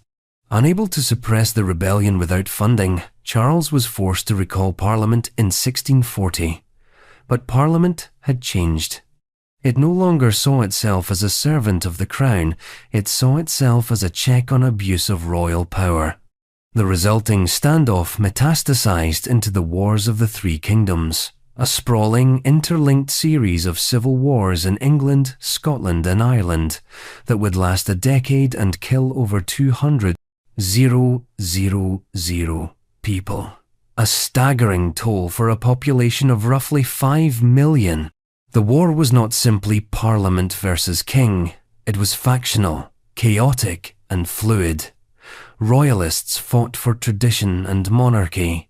Parliamentarians fought for constitutional reform. The Scots fought for religious independence. The Irish, already devastated by plantation schemes and sectarian persecution, saw a chance to rise up and reclaim lost ground. And in the midst of it all, Charles refused to bend. Even after military defeats, even after imprisonment, even after escape and recapture, he negotiated in bad faith, believing that, eventually, his divine right would be recognized again. He made secret deals. He played rivals against each other. And all the while, the war dragged on. Eventually, Parliament's patience cracked.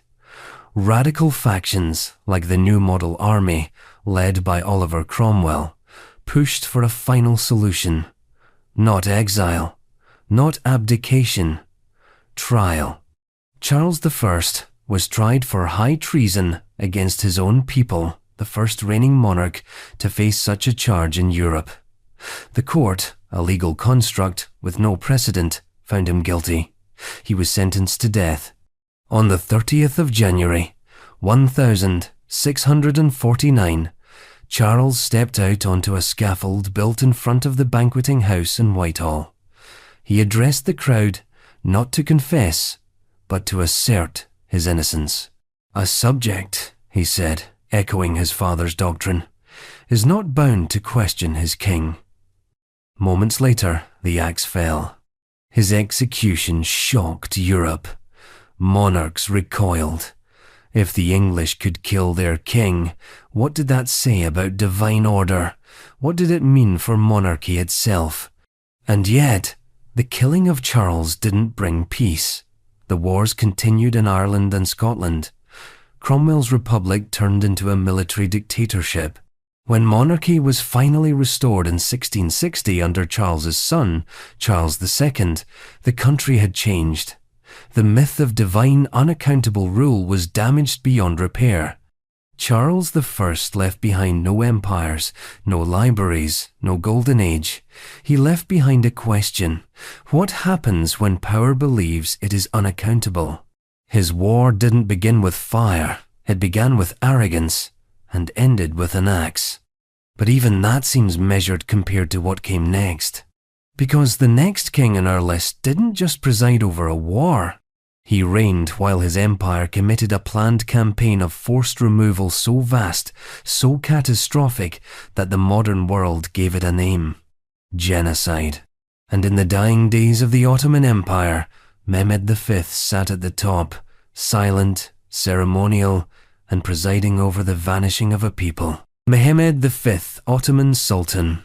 By the time Mehmed V ascended to the Ottoman throne in 1909, the empire he inherited was already a shadow of its former self, brittle at the edges, bleeding in the Balkans, and increasingly ruled not by sultans, but by committees. His title was imperial, but his power was paper thin. He was a ceremonial monarch placed atop a crumbling machine, a placeholder in a palace, while the real decisions were made by men in military uniforms and secret rooms. And during his reign, the empire oversaw one of the most horrifying episodes of state-directed violence in modern history: the Armenian Genocide. Now, to be clear, Mehmed V did not personally mastermind the genocide. He was not a ruthless commander or an ideologue. But that fact makes his role no less chilling, because Mehmed's reign reveals something even more unsettling: how much destruction can occur under the watch of a ruler who does nothing to stop it. The early 20th century was unkind to the Ottoman Empire. It had already lost most of its European territories in the Balkan Wars, suffered internal rebellions, and was increasingly seen by the European powers as the sick man of Europe. Into this fragile vacuum came the Committee of Union and Progress, a group of young revolutionaries who had once claimed to be modernizers, but gradually consolidated power into an authoritarian core. The real power behind the Ottoman curtain became the three pashas, Enver, Talat, and Cemal, military men and nationalist thinkers who believed that saving the empire required homogenizing it. To them, diversity was weakness. Unity meant purity. And so, when World War I broke out in 1914, and the Ottomans joined the Central Powers alongside Germany and Austria-Hungary, these leaders saw an opportunity. Armenians, a Christian minority, long scapegoated within the empire, were now accused of being traitors, Russian sympathizers, and internal enemies. The stage was set, and Mehmed V sat on the throne smiling, posing for photos, and issuing edicts stamped with imperial flourish. In 1915, under the legal and political structure of his reign, the empire began what it euphemistically called the relocation of the Armenian population from eastern Anatolia. In reality, this was a coordinated, systematic campaign of deportation, starvation, mass killings, and cultural erasure. Whole villages were emptied. Intellectuals and leaders were arrested first, then executed. Men were separated from their families. Women and children were marched into the deserts of Syria with no food, no water, and no return. The death toll is still debated, but the scholarly consensus places it between 600,000 and 1.2 million Armenians dead between 1915 and 1917. Some estimates run even higher. The term genocide itself, coined decades later by Raphael Lemkin, was inspired in part by the Armenian case. It was not just a tragedy, it was a blueprint. And where was Mehmed V? Officially, he was Sultan and Caliph of Islam. In theory, he was the moral and spiritual head of the empire. He issued wartime declarations, including a call for global jihad against the Allied powers. He was informed of the deportations. He signed the decrees. He did not protest. He did not intervene. He died in 1918. 1 year before the empire's formal surrender and just months before the final collapse of the Ottoman state. Was he powerless? Perhaps. The CUP had seized effective control of the government, but symbolic power matters. His silence was not neutral. His participation, even if passive, lent legitimacy to a campaign that annihilated communities that had lived in Anatolia for centuries. The empire's edicts bore his name. The justifications cited his authority. And the machine rolled on. Even after the war, during the brief flickers of accountability that followed, Mehmed V's name was carefully preserved, his role sanitized. Trials were held, sentences were passed. But the empire dissolved before any meaningful justice could be carried out. The new Turkish Republic would later distance itself entirely both from the crime and from the Ottomans who allowed it to happen. And yet the scars remain. To this day, the events of 1915 are remembered with grief, denial, outrage, and silence, depending on where you stand. Memorials mark where villages once stood. Survivors' descendants keep alive the names that nearly vanished. Scholars sift through telegrams, survivor accounts, and Ottoman archives, looking for the full story and for accountability that never came. Mehmed V is often remembered as a soft figure, a poet, a recluse, a man of ceremony. But history rarely forgives such passivity, because the horror of his reign was not just in what was done, it was in what was allowed.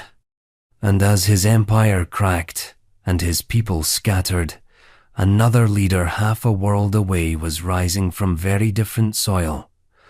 Not a caliph, not a sultan. A king of warriors born in southern Africa, who would build his kingdom not through philosophy or genocide, but through relentless upheaval. His name was Shaka Zulu, and where he walked, kingdoms shattered not because he hated them, but because they simply stood in his way. Shaka, Zulu king. History remembers Shaka Zulu as a military genius, a revolutionary, a brutal king, and a tragic figure. But what history rarely does is pause to consider the scale of the transformation he unleashed. Because Shaka didn't just found a kingdom, he reshaped a subcontinent. He didn't inherit power. He constructed it from broken tribes, scattered loyalties, and raw fear. And in doing so, he triggered a chain of upheaval so vast and destabilizing that it still echoes across southern Africa today. The Zulu kingdom, as it came to be known, was not a product of empire in the traditional sense. It was a byproduct of displacement, a new order born from the Mfekin, a term that roughly translates to the crushing or the scattering. And at the center of this long, chaotic period stood Shaka, the illegitimate son of a minor chief who would become the most feared name in southern Africa by the 1822nd. To understand Shaka, you have to understand that he did not rise in a vacuum. The early 19th century in southern Africa was a time of profound instability. Population growth, environmental pressures, drought, and colonial encroachment were already putting traditional societies under stress.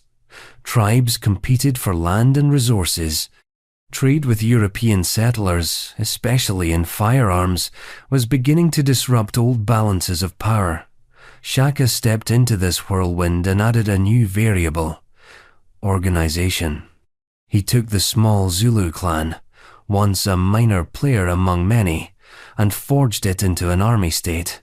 Not a tribal confederation, a machine. Discipline was absolute. Loyalty was mandatory. Innovation was constant.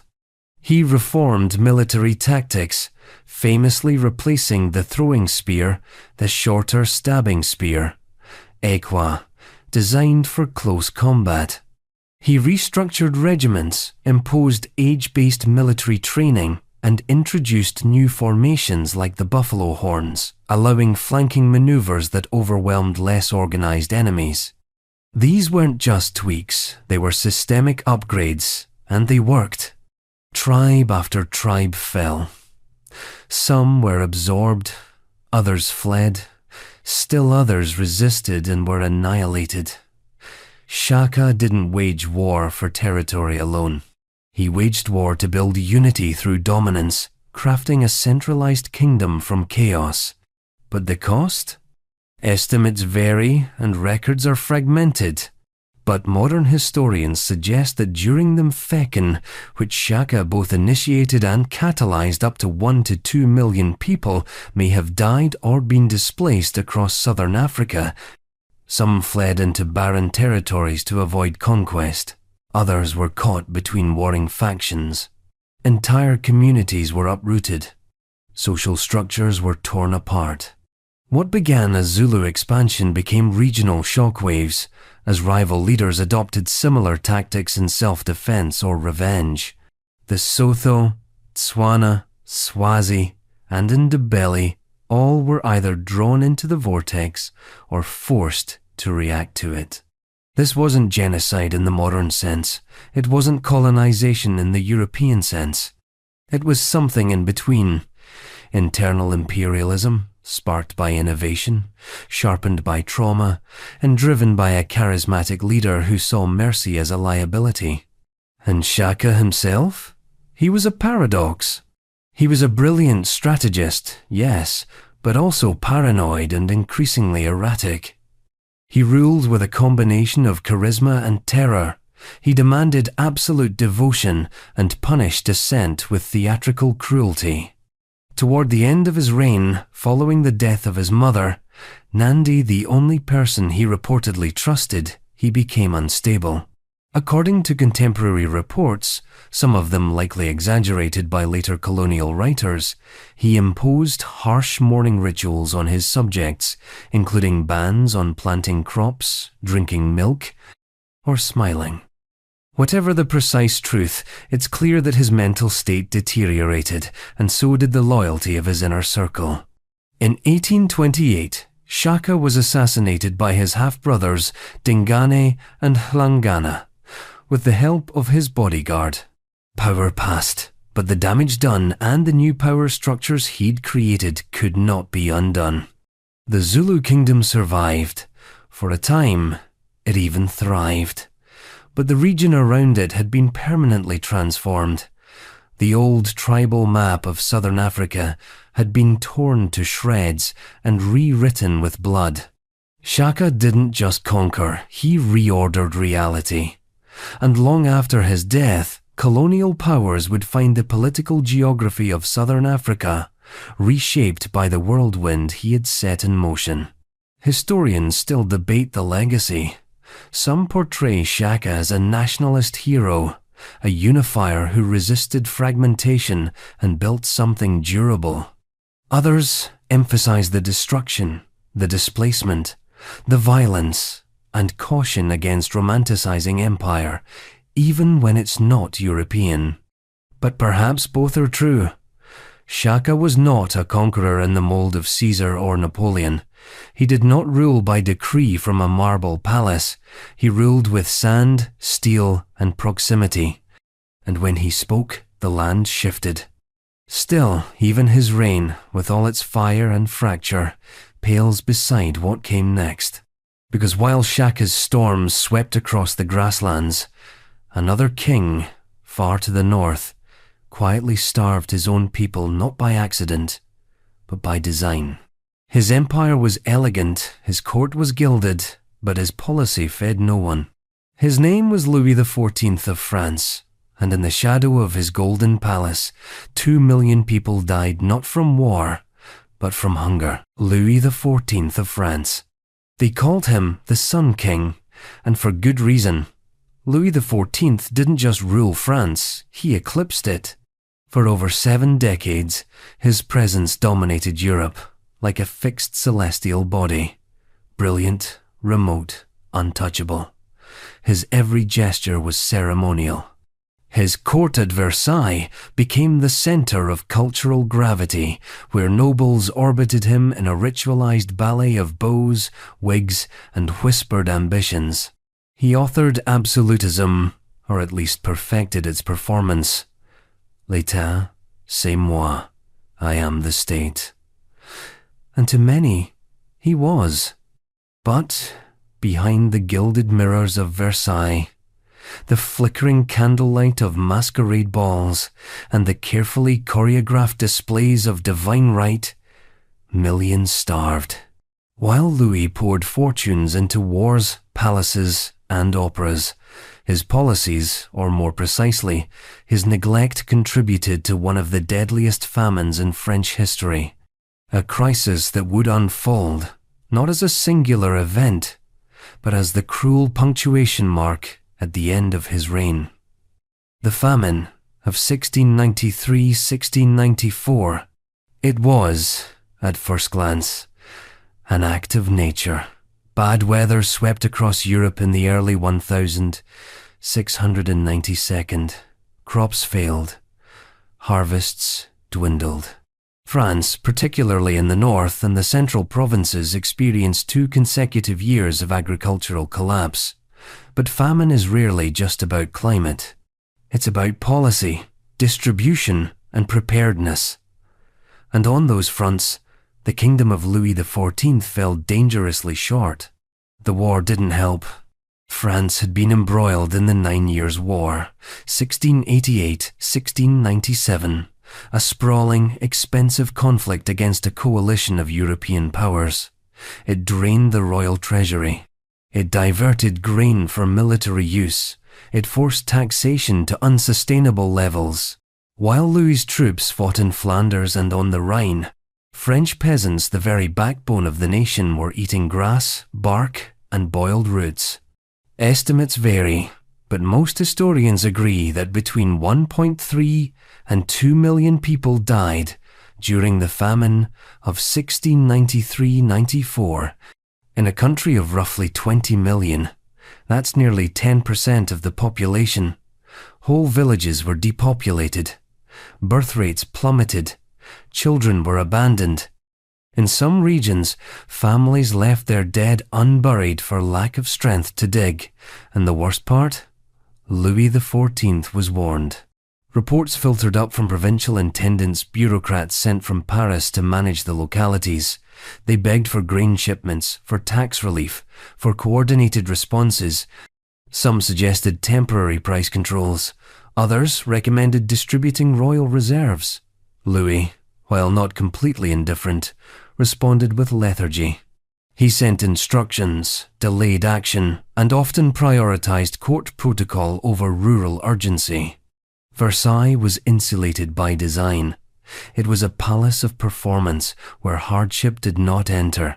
While people in Auvergne and Burgundy died of exposure and hunger, the court continued with its feasts, its dances, its games of political chess. Nobles competed for the privilege of handing Louis his shirt in the morning. The gardens remained meticulously trimmed. The fountains flowed. The disconnect was not just economic. It was existential. The people of France had long accepted that monarchy was divine, that suffering was part of life. But this famine introduced a new kind of doubt. Not revolt, not yet, but cognitive dissonance. If the king was God's chosen, why was the land cursed? If the Sun King was France itself, why was France starving? Louis never addressed this question directly. He never apologized.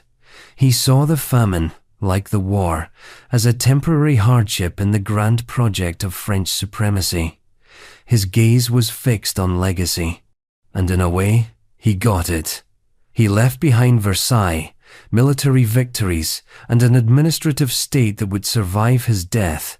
But he also left behind a traumatized countryside, a generation of children born into hunger, and a social contract stretched to its limit. France did not forget. The revolution wouldn't arrive for another century. But the seeds were being planted in bad harvests, in empty stomachs, and in the realization that kings could starve their people from behind silk curtains. Historians have tried to make sense of Louis XIV's role in the famine. Some argue that he was no more negligent than other rulers of his era.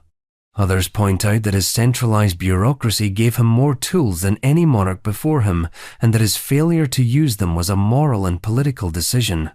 There's no consensus. But the irony is impossible to miss.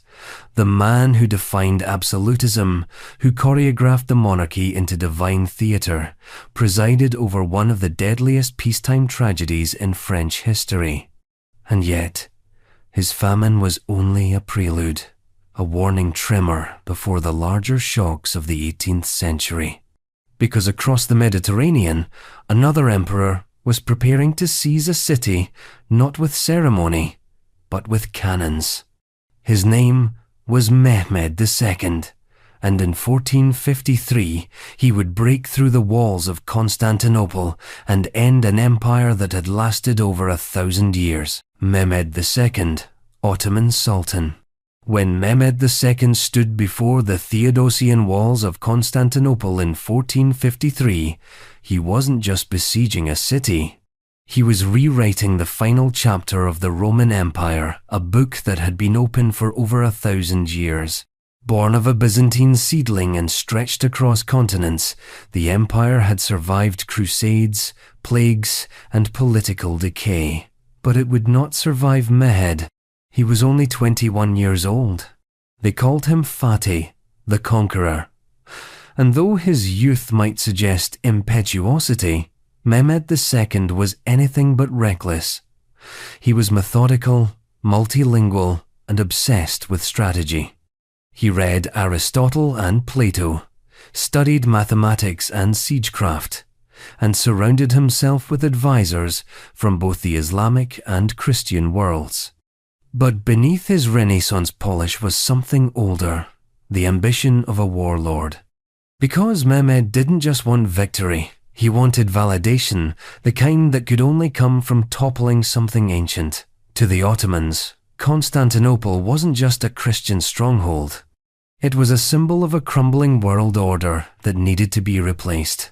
The city was wealthy, strategically located, and spiritually significant, and it had stood unconquered for over a millennium.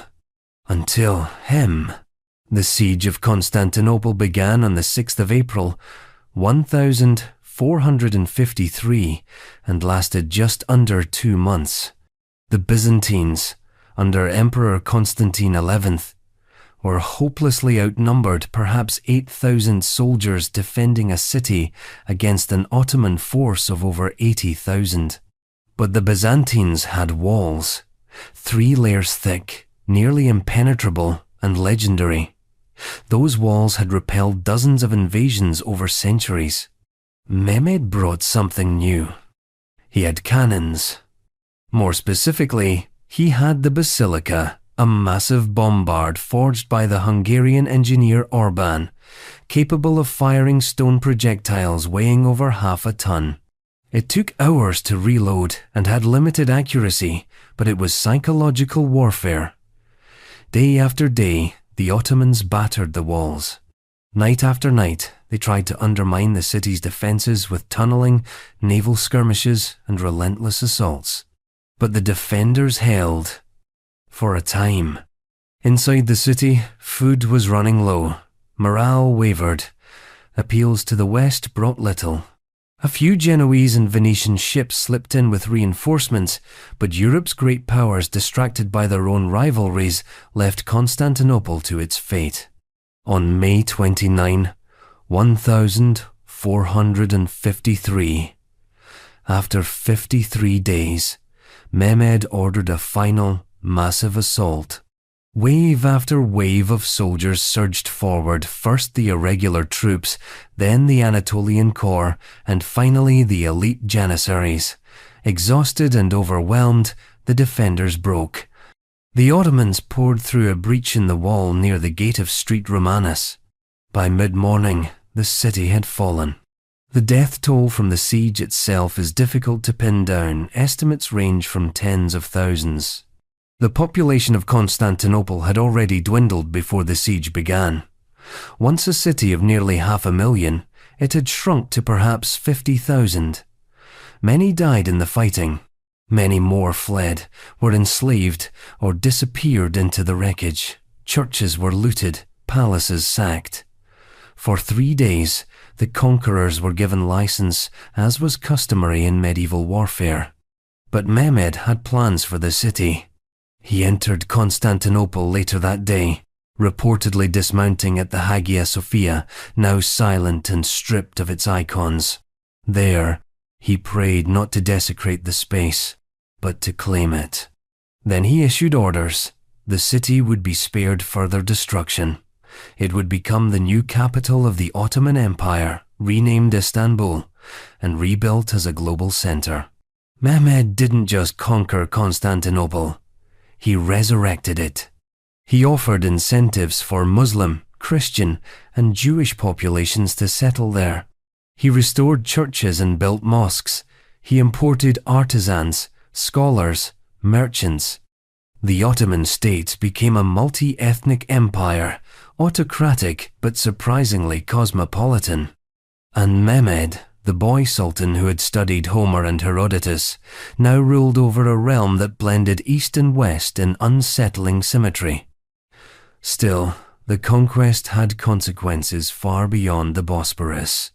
In Europe, the fall of Constantinople triggered panic.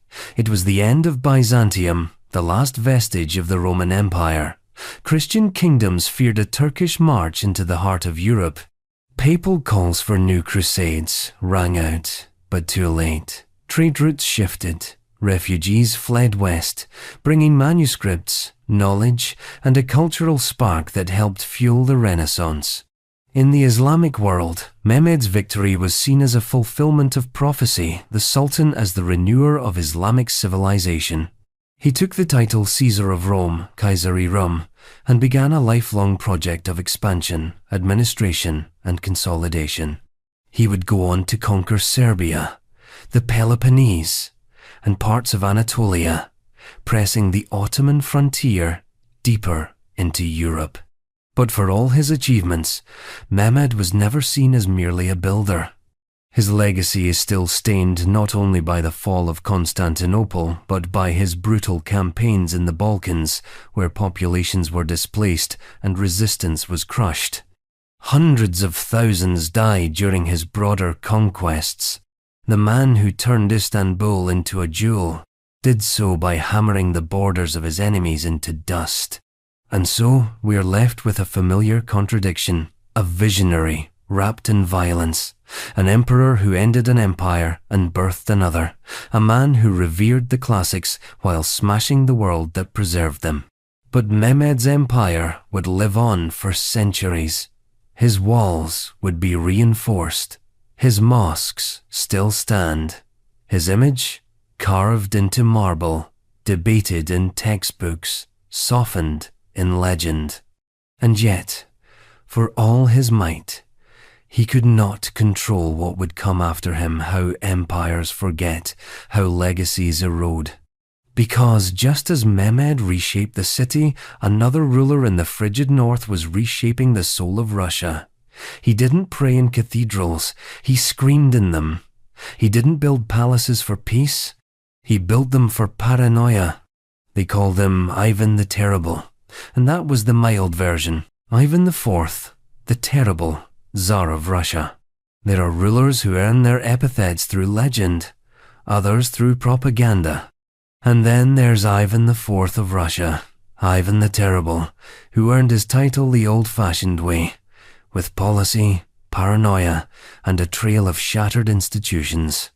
His name survives not as myth, but as a kind of warning etched into the bones of Russian memory, carved into cathedral domes and whispered in the foundations of the modern state. But the irony is that Ivan didn't begin as a tyrant. He began as a child surrounded by chaos.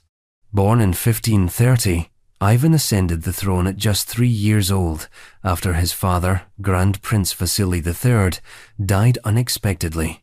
The Russian nobility, known as the boyars, immediately began a slow-motion feeding frenzy, treating the child Tsar as a symbol to be controlled, not a sovereign to be respected. His mother, Elena Glinskaya, died mysteriously when he was 8. Poison was suspected. Ivan spent much of his youth watching power play out through court intrigue, assassination, and humiliation. And he remembered. He internalized. At age 16, Ivan did something no Russian ruler had done before.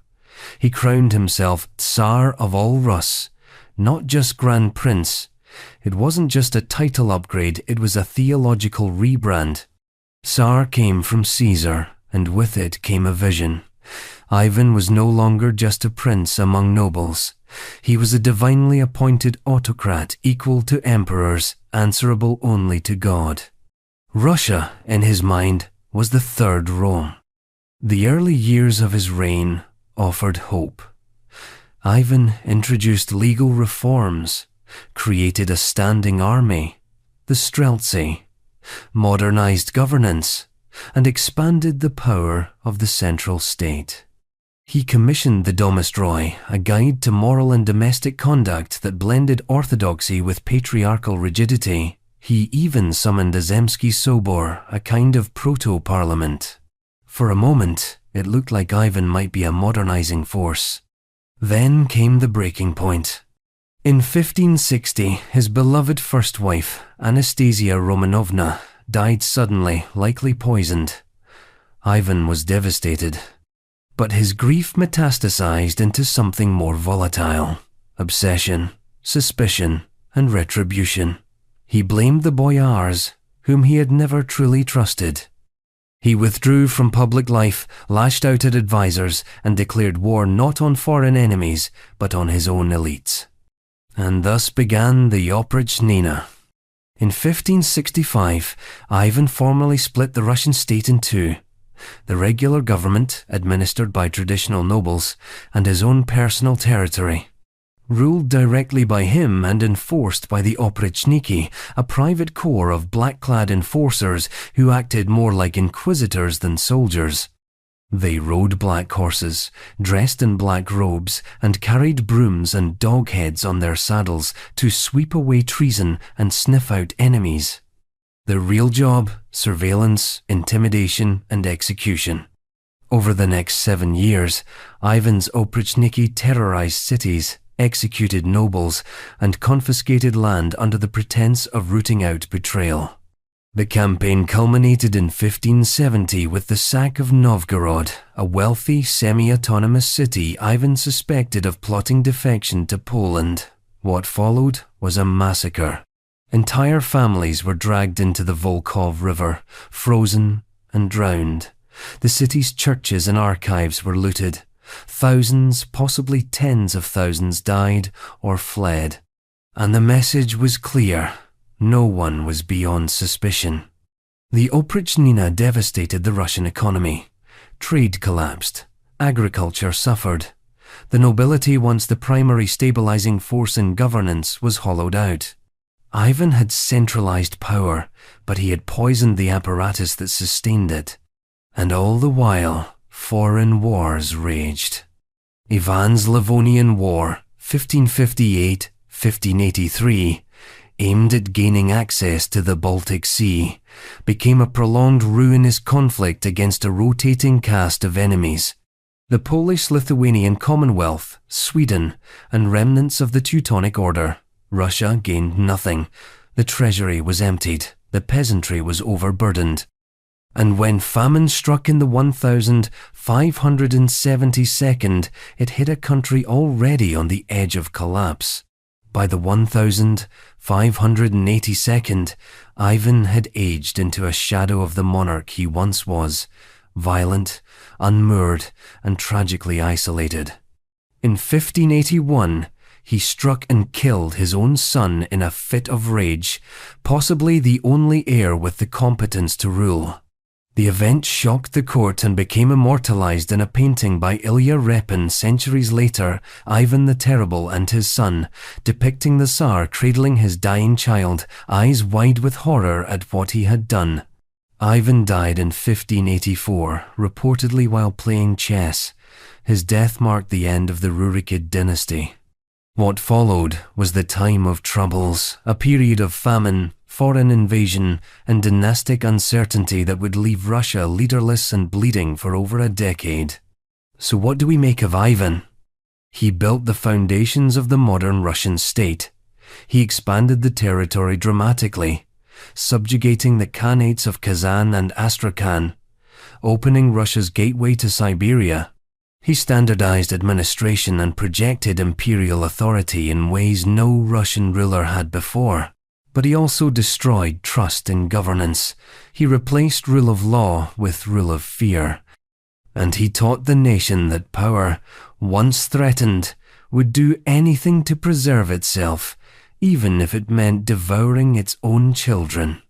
And as the ashes of his reign settled, another king was quietly overseeing a war of attrition, not in Russia, but in the Netherlands.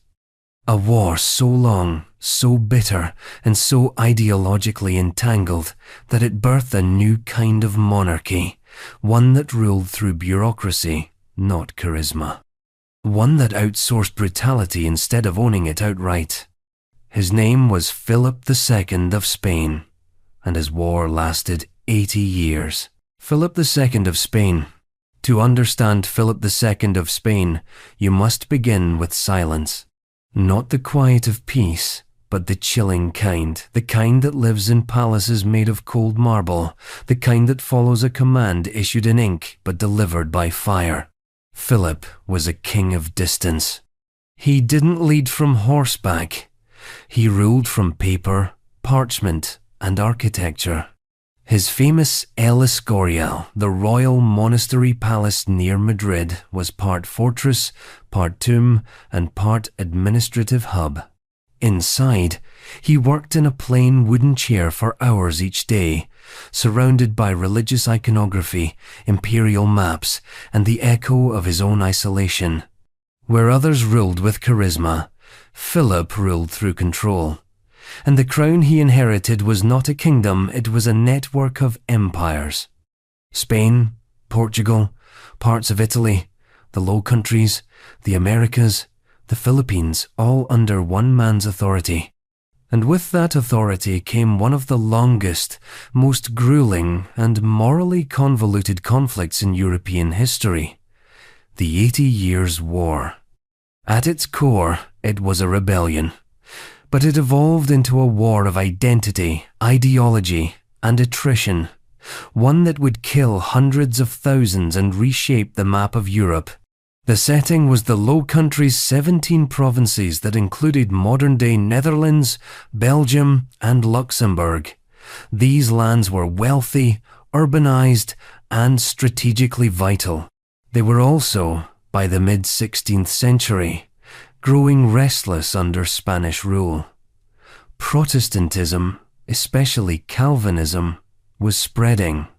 Local nobles were increasingly agitated by Spanish taxes and the heavy-handedness of royal governors. And Philip II, unlike his father Charles V, had no interest in compromise. To Philip, there was no grey area.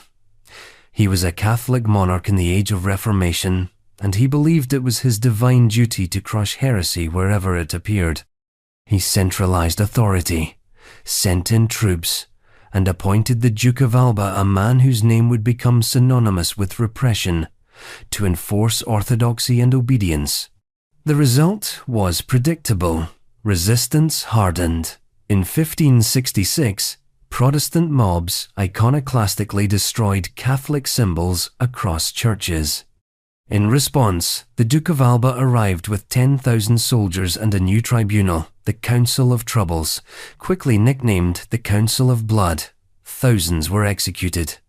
Entire cities were punished. The nobility was terrified, but instead of suppressing the revolt, Spain had galvanized it. By 1568, the Netherlands erupted into open war. It began as a rebellion led by William of Orange, a former noble who turned against Philip and became the face of Dutch resistance. What followed was not a neat war with clear fronts. It was a patchwork of sieges, ambushes, religious cleansing, and attrition. Towns switched sides. Armies starved more often than they fought. Civilians bore the brunt of the violence. Famine and disease stalked every campaign. And through it all, Philip never wavered. He micromanaged the war from afar, dictating troop movements and financial allocations from his monastery palace. But he also overstretched his empire. Spain was bleeding money wars in the Netherlands, against the Ottoman Empire, and later against England, remember the Armada, drained the treasury. Inflation from American silver wreaked havoc on the economy. Soldiers went unpaid, rebellions multiplied. The Dutch, meanwhile, evolved. Their struggle morphed from a noble-led revolt into a national war of independence. The northern provinces declared themselves the Union of Utrecht in 1579, a de facto breakaway republic. In 1581, they formally abjured Philip's rule, declaring that a king who failed his subjects had forfeited his right to govern. Radical stuff for the 16th century. And the war kept going. Even after Philip's death in 1598, the conflict dragged on under his successors. It wasn't until 1648, with the Treaty of Münster part of the broader Peace of Westphalia, that the war officially ended. The Dutch Republic was recognized as sovereign, and Spain was forced to let go of its most industrious provinces. So how many died? Precise numbers are impossible to determine, but modern estimates suggest several 100,000 deaths over the course of the conflict from war, famine, disease, and reprisals. Civilian casualties were particularly high during sieges, especially in events like the sack of Antwerp, 1576, where Spanish troops mutinied and slaughtered thousands. The economic devastation was equally severe, cities ruined, trade disrupted, and generations caught in an endless loop of military occupation and retaliation. And through it all, Philip's portrait never changed stoic, unsmiling, cloaked in black, hands folded over a rosary. He wasn't a bloodthirsty general, he didn't revel in cruelty, but he institutionalized it. His Spain became a machine for enforcement of doctrine, of order, of silence. The Inquisition expanded. Dissent became treason. Heresy became war. Philip II's legacy is not written in victories. His armada failed. His empire fractured. His wars drained the lifeblood of the Spanish treasury. But he did succeed in crafting a blueprint for state control that others would follow, a slow, grinding style of power that used bureaucracy instead of swords, paperwork instead of charisma. And perhaps that's the most dangerous kind of ruler. The one who never shouts, never marches, never breaks decorum, but still makes the walls close in. As the Netherlands smouldered and Spain sank under its own ambition, a very different kind of monarch was carving out authority across the English Channel. He didn't rule with files. He ruled with fire and famine against his own people in a land he had just claimed as his own. His name was William the Conqueror, and the north of England would never forgive him. William the Conqueror. He was born out of wedlock, mocked as William the Bastard, and raised in a duchy where betrayal was a form of communication. By the time he landed on the shores of England in 1066, William of Normandy had learned one enduring lesson. Power is something you take, not something you're given. History knows him best for the Battle of Hastings, where he defeated Harold Godwinson and secured the English crown. But that was only the beginning. The real transformation, the one etched into the soil of northern England, still whispered about in the annals of medieval terror, came after. A campaign so devastating that even the chroniclers of the time described it with a kind of moral nausea. It would come to be known as the Harrying of the North. Let's rewind. When William seized the English throne, it wasn't exactly a done deal. His claim was tenuous, built on oaths, papal backing, and, most crucially, the ability to win a decisive battle. But England wasn't a unified chessboard waiting for a king to make the first move. It was a fractured land of earls, local lords, and ancient grudges. And the North York, Northumbria, the old Danelaw had never been particularly interested in obeying southern authority, let alone a foreign one. In the first few years of William's reign, northern England became a hotbed of rebellion. Native Anglo-Saxon nobles, resentful of Norman rule, allied with Danes and even Scots to resist. William responded with military expeditions, building castles, crushing pockets of resistance, and replacing the old English aristocracy with Norman barons loyal to him alone. But the resistance didn't die. It adapted. The breaking point came in 1069 when Danish forces landed in the Humber estuary and joined forces with rebellious English nobles. The city of York, then the second largest in England, fell. Norman garrisons were slaughtered. The message to William was clear. This was not a rebellion. This was an existential rejection of his kingship. And William, who had never been a man to flinch, made a decision that would define the brutality of his reign. He would erase the North. Between the winter of 1069 and the spring of 1070, William launched a scorched earth campaign across Yorkshire and the surrounding shires. His army didn't just defeat rebel forces, it destroyed the land itself. Villages were torched, crops burned, livestock slaughtered, food stores confiscated or razed. Entire swaths of countryside were rendered uninhabitable. This wasn't medieval warfare. It was deliberate depopulation. Chroniclers like Orderic Vitalis in the Anglo-Saxon Chronicle describe scenes of mass starvation, people eating roots and animals, and entire communities vanishing from the map. Monasteries were burned, churches desecrated. The Domesday Book, William's Grand Census, compiled years later, still recorded vast areas in the north as waste, meaning unproductive, depopulated, or both. The scars were literal. Historians estimate the death toll at anywhere between 20,000 to 100,000, depending on methodology. In an 11th century context, with a national population of just a couple of million, this was a staggering blow. Some regions never fully recovered demographically until the 12th century. Why did William do it? The coldest interpretation is also the most likely. Deterrence. William had won a crown through conquest, but keeping it required something more enduring fear. He needed England, especially its northern half, to understand that rebellion was not just punished, but obliterated, and it worked. There were no major northern uprisings after 1070. The land had been pacified, or more accurately, emptied. But even Norman chroniclers questioned the cost. Orderic Vitalis, writing from within the culture that revered William, described the campaign as a barbarous homicide that God would not forget. Others, more distant in time or loyalty, saw it for what it was, an act of terror executed not in a moment of desperation, but as a policy. And William? He did not seem haunted. He spent the rest of his reign consolidating power, building stone castles, reshaping England's feudal system in his image. He created the administrative machinery that would eventually become the English state.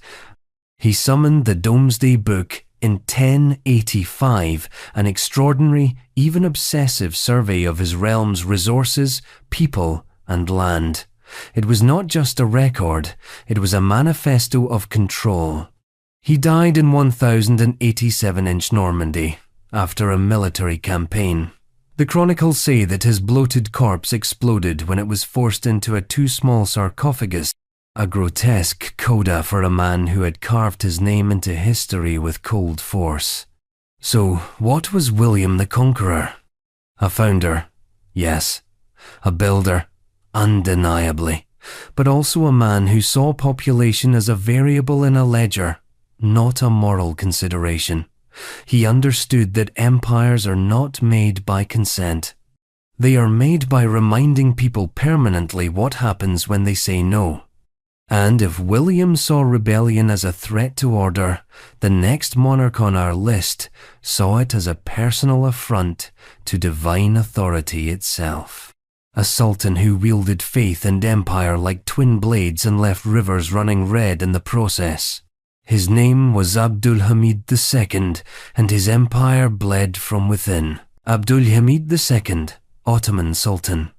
In the twilight years of the Ottoman Empire, when the machinery of imperial rule was rusted but still dangerous, Abdulhamid II sat at the helm, not as a reformer, not as a general, but as a master of fear and illusion. His rule, which stretched from 1876 to 1909, has long defied simple classification. To some, he was the last great sultan, a protector of the caliphate, a shrewd geopolitical chess player in an age of colonial wolves.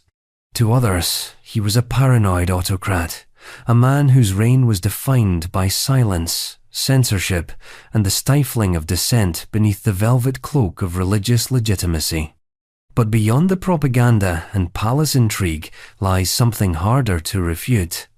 Under Abdulhamid's watch, the Ottoman Empire unleashed a wave of violence against its Christian populations, most notably the Hamidian massacres, between 1894 and 1896. The death toll estimated at 100,000 to 300,000. The purpose? Both political survival and a deliberate reassertion of central authority in blood, if necessary. Let's set the stage. The Ottoman Empire in the late 19th century was an old house held together by curtains and denial. Its borders were shrinking. Its European neighbours, Britain, Russia, Austria-Hungary, circled like hyenas, eager to claim territory under the guise of protecting minorities. Inside the empire, a powder keg of ethnic and religious tensions simmered. Christians in Anatolia and the Balkans were agitating for reforms. Armenians, in particular, were growing restless, demanding better protection, representation, and a loosening of tax and land policies that often left them vulnerable to abuse by local officials and Kurdish tribes. Into this walked Abdulhamid not as a modernizer, but as a man who believed order must be imposed, not negotiated. He suspended the Ottoman constitution just 2 years after ascending the throne and dissolved the parliament. The empire became, once again, a sultanate in the purest sense. Power concentrated at the top, with every contradiction swept beneath the rug of divine mandate. When Armenian reform movements began to gain momentum in the 1892, some peaceful, others more radical, Abdulhamid responded not with policy but with pressure. He authorized the formation and arming of irregular Kurdish militias known as the Hamidiye regiments, ostensibly to patrol the eastern provinces. But in practice, these forces acted with impunity, raiding villages, intimidating civilians, and stamping out dissent in the name of unity. Then, in 1894, everything cracked. An uprising in the Sassoon region, where Armenians had resisted unjust taxation, triggered a chain reaction. The Ottoman military, along with Hamidiyye auxiliaries, descended on the region. What followed was not just a crackdown, it was a message. Over the next 2 years, waves of massacres spread across eastern Anatolia and even into major cities like Constantinople. Churches were burned. Entire communities were annihilated or forced to flee. The killings were often framed as spontaneous riots, acts of intercommunal strife, but the coordination, consistency, and timing revealed something more deliberate. Foreign missionaries, diplomats, and journalists reported widespread atrocities. The international press, especially in Britain and the United States, covered the massacres extensively. William Gladstone condemned Abdul Hamid as the great assassin. Humanitarian campaigns were launched, funds were raised, but no intervention came. The European powers were too divided, too interested in preserving the geopolitical status quo to force the Sultan's hand. And so the violence rolled on, not as a flashpoint, but as a policy of fear. Armenians, once seen as a loyal and industrious minority, were now marked as a political liability. The empire would no longer tolerate ambiguity. You were either with it, or you were a threat. Abdul Hamid never admitted responsibility. His court denied state involvement. He surrounded himself with layers of plausible deniability, a strategy he perfected across every aspect of his rule. He allowed palace informants to operate in every village and coffee house. He built a censorship apparatus so dense that even mentioning his name in print became a subversive act. Dissenters vanished. Intellectuals fled. Reformists were either imprisoned or forced underground. He didn't wear the brutality on his sleeve. He wore it like a second skin invisible, unless you knew what to look for. And perhaps that was his real genius. Not his military skill, nor his governance, but his ability to preside over chaos while appearing composed. The empire weakened under him. The rot deepened. But he gave it just enough cohesion to survive like a crumbling dam holding back the inevitable. In 1909, after a failed counter-coup and the re-establishment of the constitution by the Young Turks, Abdul Hamid was deposed and exiled. He lived out his final years in a palace in Thessaloniki, watching the empire he had once ruled begin to unravel for good. But his methods would live on. The Hamidian massacres weren't an isolated tragedy. They were a dress rehearsal for the even more catastrophic violence to come under the Committee of Union and Progress, the architects of the Armenian genocide. In many ways, Abdul Hamid provided the blueprint. Identify the problem, use paramilitary force, silence critics, and bury the evidence beneath the machinery of state. And while his hands were eventually pried off the levers of power, the legacy of what he allowed and arguably engineered would haunt the Ottoman corpse long after he was gone. But as the Ottomans stumbled into the 20th century, another empire older still, eastward and built on conquest, was tearing itself apart from within. In Persia, a warrior king once crowned in jewels returned from India with spoils beyond imagination. What he brought back, however, was not peace, it was revenge. And his name was Nader Shah, a man whose conquests left Delhi trembling and history pages scorched. Nader Shah, Afsharid, Persia. By the time Nader Shah crowned himself ruler of Persia in 1736, the Safavid dynasty had long since lost its grip. The once mighty empire, famed for its Shia orthodoxy and imperial elegance, had become a fractured mirror reflecting only what used to be. Foreign invasions, courtly corruption, and tribal chaos had reduced Persia to a series of rival provinces pretending to be a nation. Into this power vacuum rode a man of no noble birth, no royal lineage, a soldier, a bandit, a genius, and eventually a king. But king barely captures it. Nader Shah didn't just claim a throne, he dared history to stop him. And when it didn't, he left behind one of the most terrifying legacies of early modern Asia.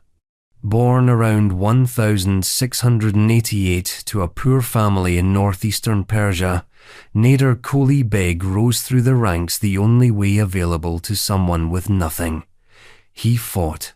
Not just enemies, rivals, tribes, mercenaries, opportunists. His skill in battle was undeniable, but more importantly, he could command chaos. As the Safavid state crumbled under Afghan invasions and Ottoman advances, Nader offered more than resistance. He offered order, brutal, efficient, and utterly dependent on himself. By 1736, he had become so indispensable that he decided being indispensable wasn't enough. He deposed the last Safavid puppet and crowned himself Shah of Shahs, founding the Afsharid dynasty. But where most rulers might have consolidated power cautiously, Nader went on the offensive. His first act? To reclaim lost Persian territory and then some. He pushed westward against the Ottomans, securing victories in Armenia, Georgia, and Mesopotamia. He reasserted control over the Persian Gulf. He defeated the Uzbeks in Central Asia, but it was his Indian campaign that would cement his infamy. In 1738, Nader Shah launched one of the most audacious expeditions of the early modern world, an invasion of Mughal India, a land known for its riches, its decaying court, and its distracted emperor, Muhammad Shah. By then, the Mughal state had declined into a ceremonial shell. Court factions bickered, provinces acted autonomously, and the treasury was still swollen from centuries of wealth, exactly the kind of soft target a man like Nader noticed. The invasion was swift. Nader's forces marched through Afghanistan, crushed Mughal outposts, and reached Delhi by early 1739. The battle outside the city was brief. The Mughal army, poorly coordinated and overly confident, collapsed under Persian pressure. Nader entered the imperial capital not as a guest, not as a conqueror, but as something else entirely. A mirror, held up to a decaying empire, reflecting its own helplessness back at it. What happened next has become the subject of both historical record and political cautionary tale. Nader initially tried to present himself as magnanimous. He met with the Mughal emperor. He allowed the court to function. But rumors of a Mughal counterattack, real or fabricated, reached his ears. What followed was a calculated retribution, devastating and precise. For several days, Delhi descended into violence and plunder. Nader's troops ransacked the city, looting homes, palaces, temples, and mosques. Contemporary sources report that tens of thousands perished in the chaos. The peacock throne, the bejeweled symbol of Mughal authority, was taken. So was the Koh-i-Noor diamond, along with untold quantities of gold, silver, and gemstones. Modern economists estimate that Nader Shah returned to Persia with wealth equivalent to hundreds of millions, if not billions in today's currency. Delhi, once the crown of the Mughal world, would never fully recover.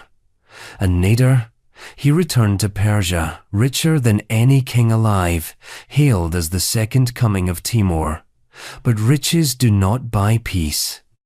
In fact, they bought the opposite. Flush with gold and ego, Nader raised taxes. He demanded total obedience. He pushed new military campaigns into the Caucasus, into Oman, even toward China.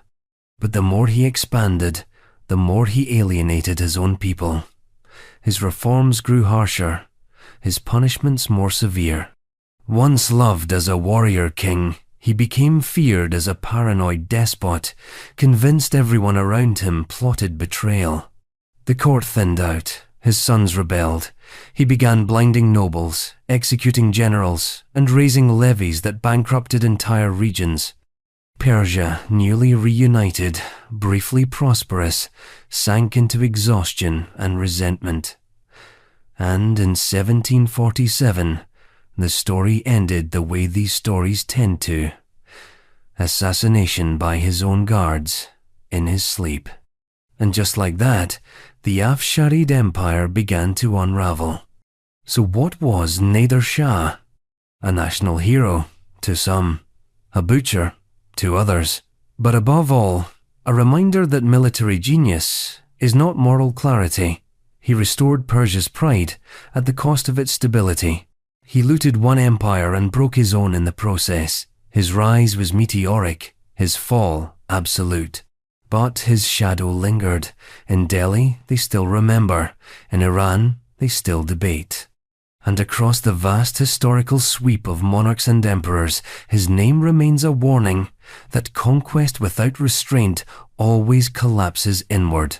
Yet long before Nader took Delhi, another emperor from the earliest days of Chinese imperial history had already written the rulebook on how to build an empire out of fear, labor, and absolute control.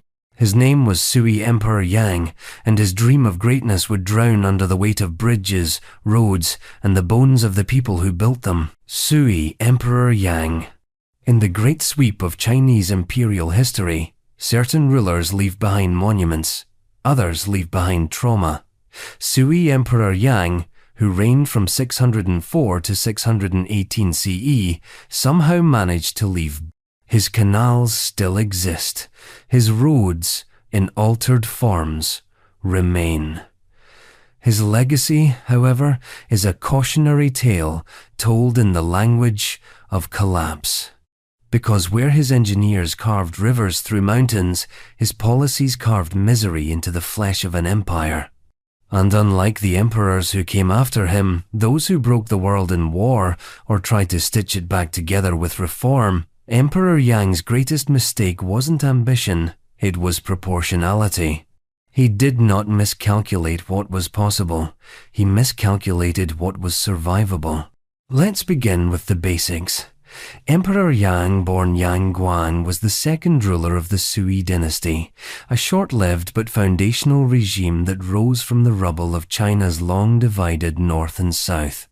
His father, Sui, Emperor Wen, had done the hard part, reunifying China in 589 CE after nearly 4 centuries of fragmentation. The Sui were meant to be China's great restart. They centralized bureaucracy, restructured taxation, standardized legal codes, all the raw ingredients for dynastic longevity. And then came the son. Yang Guang's early reputation was gilded, educated, refined, fluent in statecraft.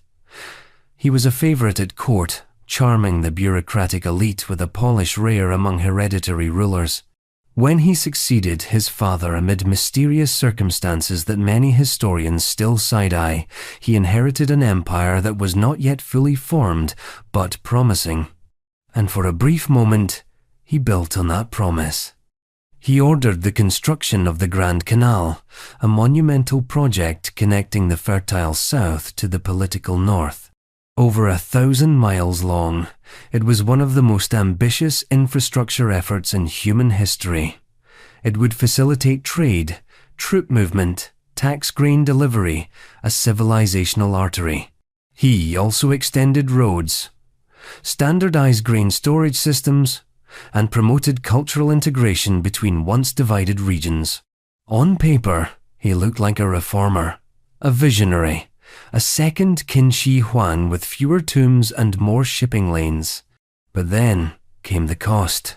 These projects required labor in numbers that defied logistical sanity. The emperor conscripted millions of peasants to work on canals, palaces, and fortifications, often forcibly, often without pay, and often for months or years at a time. Men died in droves from exhaustion, starvation, disease, and exposure. Families were left without sons, villages without labourers. And in a system that already leaned heavily on rural taxation, this mass conscription hollowed out the countryside. And yet, the emperor didn't stop. Flush with confidence, he launched military campaigns against the Goguryeo kingdom in Korea, not once, not twice, but 3 times, starting in 612 CE. He imagined a swift and glorious conquest, one that would bolster his prestige and secure the northeast frontier. What he got instead was disaster. The first invasion involved a massive army, possibly over 1 million strong, a logistical nightmare by any standard. The supply lines broke, the soldiers starved, the Goguryeo defences held. By the time the retreat began, much of the army had already died. The second and third campaigns fared no better. Soldiers mutinied, generals hesitated. Each failure was costlier than the last, not just in men, but in morale. The empire began to fracture, not from foreign invasion, but from internal despair. Peasant uprisings erupted. Local governors declared autonomy. The economy buckled under the weight of war debt and disrupted agriculture. The very infrastructure that had been meant to unify the realm now served as pathways for rebellion. By 617 CE, the empire was in open revolt. And Yang Guang? He was still building. In one of the more chilling ironies of his reign, even as provinces declared independence and armies abandoned their posts, Emperor Yang continued commissioning palaces and pleasure boats. His court became a theatre of denial, where dissent was punished and bad news filtered through increasingly sycophantic advisors. It was as if he believed the rituals of power could substitute for its reality. He was eventually overthrown by one of his own generals while hiding out in the south. According to some sources, he was strangled in his sleep. Others say he was assassinated during a mutiny. However it happened, he died in 618, unceremoniously, anonymously, far from the halls of the capital he had tried to immortalize. The Sui dynasty ended with him. It had lasted just 37 years. But it left behind a template, one that the Tang dynasty would adopt, refine, and expand upon. Many of Emperor Yang's policies were later continued successfully, just without the extremes. The Grand Canal would become one of China's most vital economic arteries for centuries. The centralized bureaucracy he enforced would shape governance long after his death. So what does that leave us with? A man who burned the house down to renovate it, then blamed the smoke for choking his guests. A ruler whose obsession with control led him to overreach at every turn until the very ground beneath him gave way. But just as Yang Guang drowned his empire in construction and conquest, another royal across the Indian subcontinent was doing the opposite. He ruled with tolerance. He courted diversity. He styled himself not just as emperor, but as philosopher king. His name was Akbar, and his greatness came not from what he built, but from what he tried to hold together. Akbar, Mughal emperor. In a landscape where power was often enforced by sword and solidified through suppression, Akbar the Great took an unorthodox approach. He ruled an empire by inviting people in, not metaphorically, literally. His court was a mosaic of theologians, poets, courtiers, scholars, and generals from every major faith and ethnic group under the Mughal Sunday: Hindus, Muslims, Jains, Parsis, Jesuits. Everyone got a seat at the table. It wasn't democracy, but it was about as pluralistic as the 16th century got. And yet, here's the twist. His reign was soaked in conquest, unified by blood, rooted in campaigns that crushed resistance, broke ancient kingdoms, and, yes, left hundreds of thousands dead. For all his open-mindedness, Akbar did not unify India through ideas alone. He did it through relentless expansion and then wrapped that expansion in the language of philosophy. He became the most successful Mughal emperor not by avoiding violence, but by controlling when and how it was used, and reframing it as destiny. Let's rewind. Born in 1542 in the Rajput stronghold of Umarkot, Akbar was the grandson of Babur, the founder of the Mughal dynasty, and the son of Humayun, a ruler more known for losing empires than holding them. When Humayun died in 1556 after falling down a flight of library stairs, an exit as poetic as it was poorly timed, the empire was fragile. Akbar was just 13. But even as a teenager, he began the work of consolidating what his forebears had only partially held. He did not start with diplomacy. He started with war. The first decades of Akbar's reign were an almost uninterrupted string of military campaigns. He crushed the Afghans in Bihar and Bengal. He subdued the Rajput states, a feat that many had failed for centuries. Kingdom after kingdom fell, from Gujarat in the west to Orissa in the east. He pushed into the Deccan. He faced rebellions and defeated them. He built a military machine that was not just disciplined, but flexible, able to incorporate cavalry, artillery, and diverse regional forces under a single command structure. Casualties? Hard to pin down. But when you're consolidating most of the Indian subcontinent, the human cost is immense. Modern historians estimate that in Akbar's wars of expansion over the course of 3 decades, hundreds of thousands likely perished from combat, famine, displacement, and related fallout. Entire regions were reshaped, forcibly or otherwise, to fit the Mughal mold. And yet, Akbar's brilliance wasn't just that he conquered, it was what he did after. Where most kings would enforce religious orthodoxy, Akbar moved in the opposite direction. He famously abolished the jizya tax on non-Muslims in 1564, a move that, while politically calculated, sent a shockwave through the empire. He repealed pilgrimage taxes. He banned forced conversions.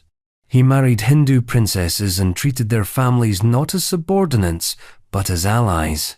He even founded the Ibadat Khana, or House of Worship, in Fatehpur Sikri, a space for open interfaith dialogue. It wasn't performative. He actually listened. Jesuit missionaries from Goa were invited to discuss Christian theology. Jain monks debated Vedic philosophy. Sunni and Shia scholars squared off. Akbar himself eventually developed his own spiritual ideology, Din-e-Ilahi, a syncretic faith meant to transcend traditional religion. It never took off. It didn't have to. Akbar wasn't building a religion. He was building a state of mind, a way to hold together a deeply diverse empire without constant violence. And for a time, it worked. His administration became known for meritocratic principles. He built an intricate mansabdari system, assigning military and bureaucratic ranks based on service, not just lineage. He standardized tax collection through land surveys, a massive bureaucratic feat. He sponsored art, architecture, translation projects, and one of the richest cultural revivals in Mughal history. But Akbar was no pacifist. His campaigns in Gujarat, Bengal, and the Deccan were devastating. Cities were besieged, local rulers decapitated literally and politically. The Mughal style of conquest was swift, symbolic, and thorough. While Akbar often spared defeated rulers and gave them administrative posts, those who resisted too long were left with nothing. Even in victory, Mughal governance was hierarchical and absolute. There was tolerance, but it flowed from the top down, never sideways. And despite his image as a secular thinker, Akbar never lost sight of imperial consolidation. He surrounded himself with loyalists, co-opted rivals, and turned potential threats into dependent allies. When necessary, he cracked down, sometimes brutally, on disloyal governors or rebellious provinces. Peace was precious, but it was enforced. He died in 1605, having ruled for nearly half a century. His empire stretched from the Hindu Kush to the Bay of Bengal. His son Jahangir would inherit the throne, but not the same instincts. Over time, the inclusiveness Akbar cultivated would erode under later rulers, most notably Aurangzeb, who returned the empire to stricter orthodoxy and faced rebellion after rebellion for it. So who was Akbar? An empire builder with a philosopher's mask? A conqueror with a conscience? A tyrant in scholar's clothing? Maybe all three. He wielded violence and virtue as a dual arsenal. He inspired loyalty not through fear alone, but through curiosity about people, ideas, systems, the future. But perhaps his greatest accomplishment was this. In an age where kings burned books and banned thought, Akbar asked questions. And in doing so, he gave the Mughal Empire a golden age. Still, empires are not eternal, and across the steppes, a different dynasty, led by a boy emperor with a legacy of silk and gunpowder, was trying to do the same. Hold it all together. His name was Kangxi, and the rebellion he crushed would test whether loyalty could be purchased or if it had to be burned into the earth. Kangxi Emperor, King Dynasty. The Kangxi Emperor came to the throne wearing silken suspicion, just 8 years old when he inherited the crown of the Qing dynasty in 1661. He was too young to wield power, but not too young to be a symbol. The Manchu court placed him on the dragon throne after a brief regency, hoping to stabilize their grip on a China they had only recently conquered. But what no one fully expected was that this boy, born into a ruling minority and surrounded by potential mutiny, would become one of the longest reigning and most formidable emperors in Chinese history. And behind his poetry, Confucian scholarship, and scientific curiosity, Kangxi knew how to wage war not just on rebels and borders, but on the very idea of division itself. Let's back up.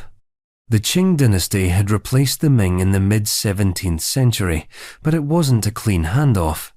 The Ming didn't so much fall as fracture, bleeding into dozens of regional warlords, pretenders, pirates, and resistors. When the Manchus, the ethnic minority from the northeast, took Beijing in 1644, they didn't inherit an empire.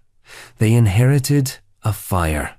And it burned in provinces, in temples, and in the minds of Han Chinese who still saw the Qing as foreign occupiers.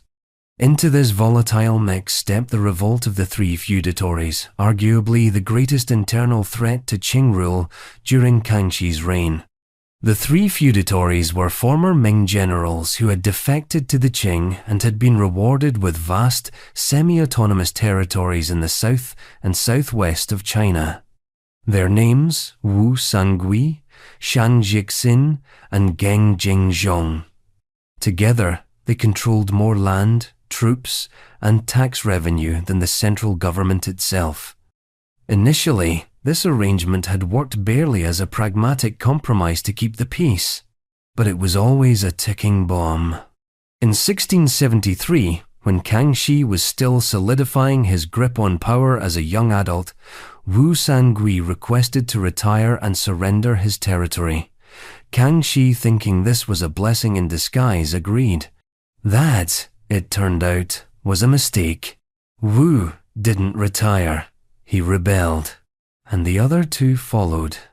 What followed was a 10-year civil war, 1673-1681, that spanned southern China, dragging the empire back into chaos just as it had begun to stabilize.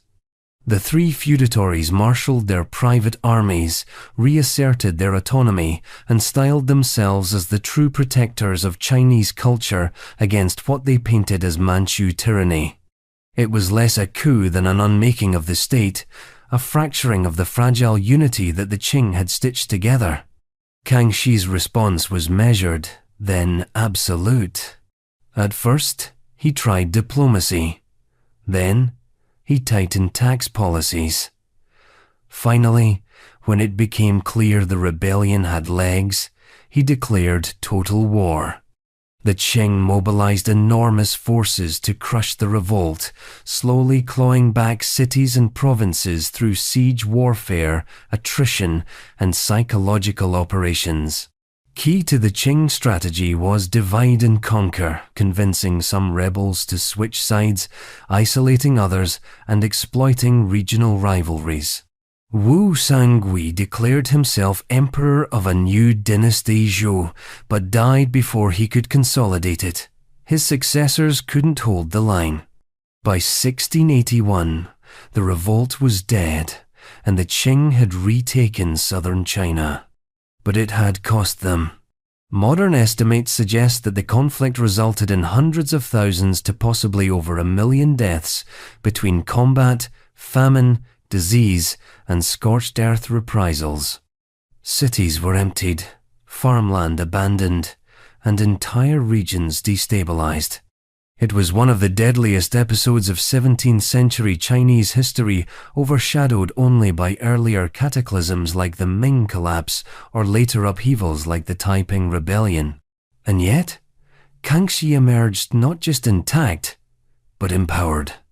With the feudatories gone, he abolished the semi-independent military zones that had plagued Qing control.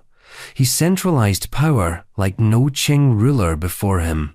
He built a system of imperial examinations, census tracking, and fiscal reform that tethered even the most remote provinces to the throne. The empire had nearly broken, but now it was bound together tighter than ever. This was not the end of Kangxi's military campaigns. He moved on to deal with threats in Mongolia, Tibet, and along the Russian border. He negotiated the Treaty of Nerchinsk with the Romanovs in 1689, the first formal diplomatic agreement between China and a European power. He wasn't just putting out fires, he was redefining sovereignty. But Kangxi's genius wasn't just military or administrative, it was also narrative.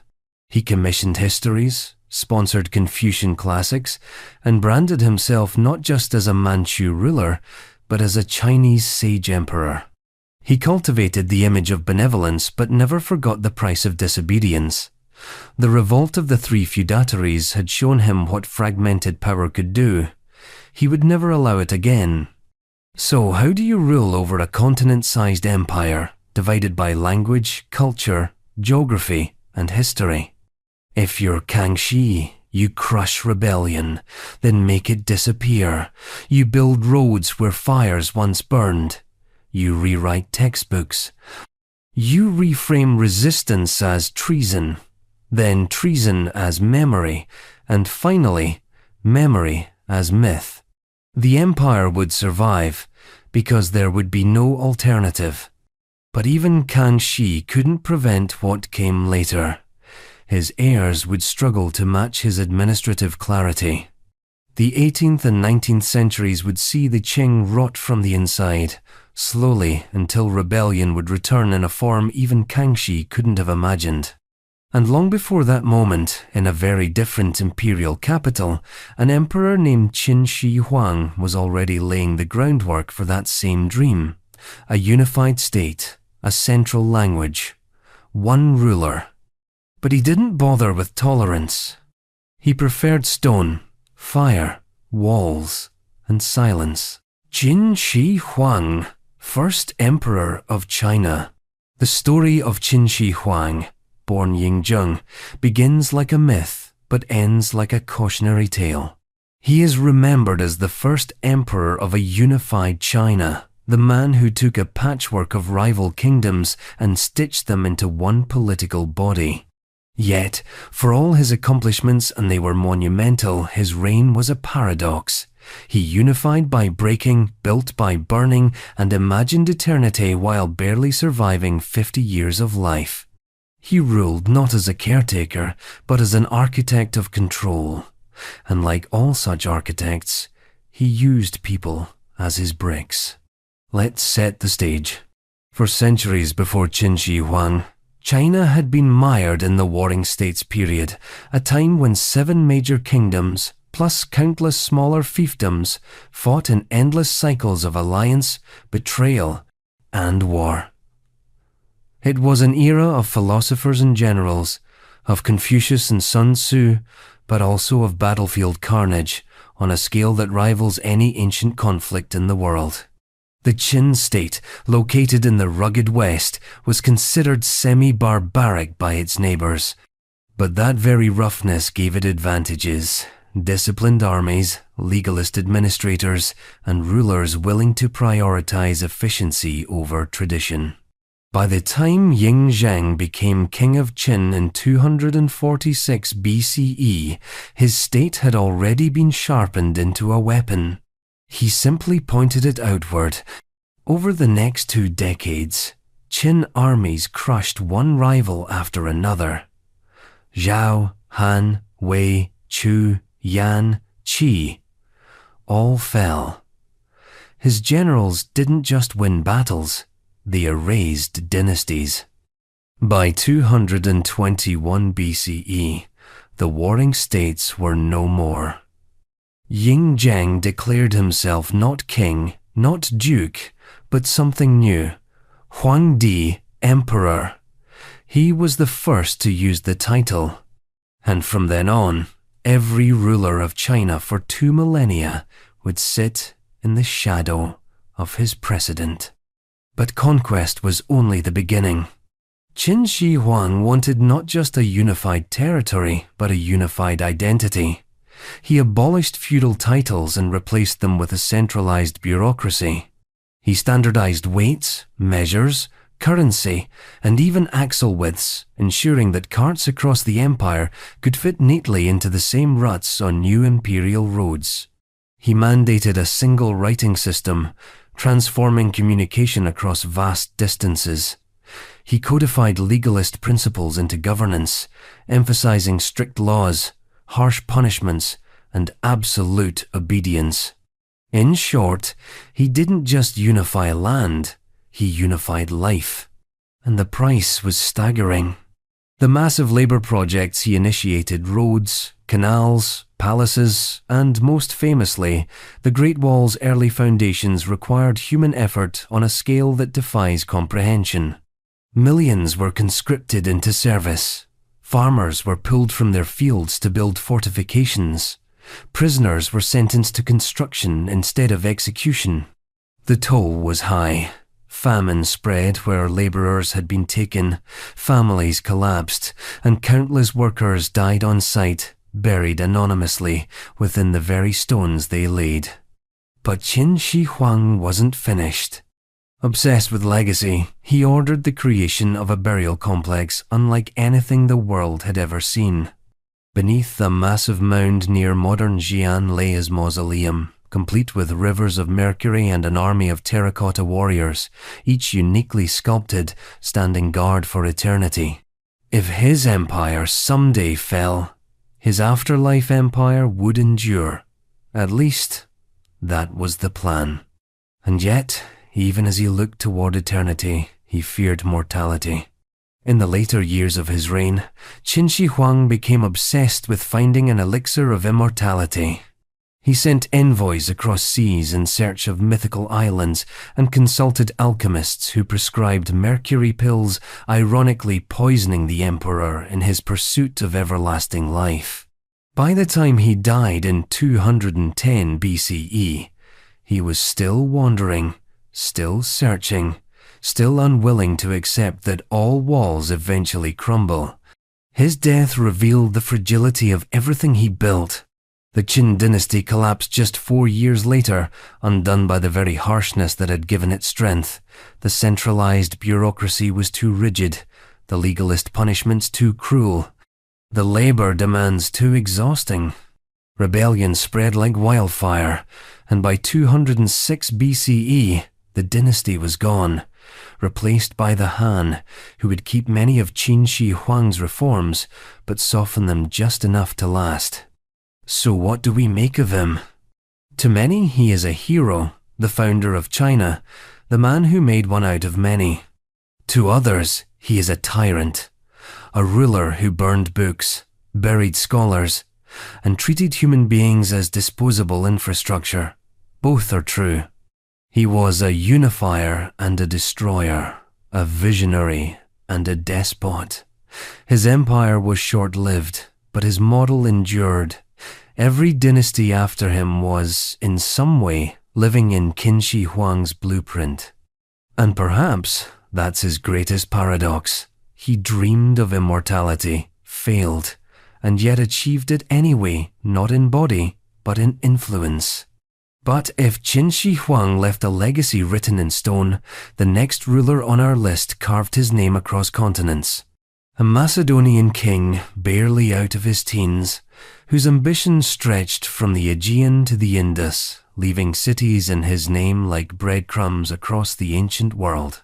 His name was Alexander the Great, and the question that still lingers isn't whether he conquered the world, but whether the world ever truly recovered. Alexander the Great, King of Macedon. Few rulers in history have been wrapped in more myth than Alexander III of Macedon, better known by the name history gifted him, Alexander the Great. His legend is so colossal that it is often hard to see the man behind it.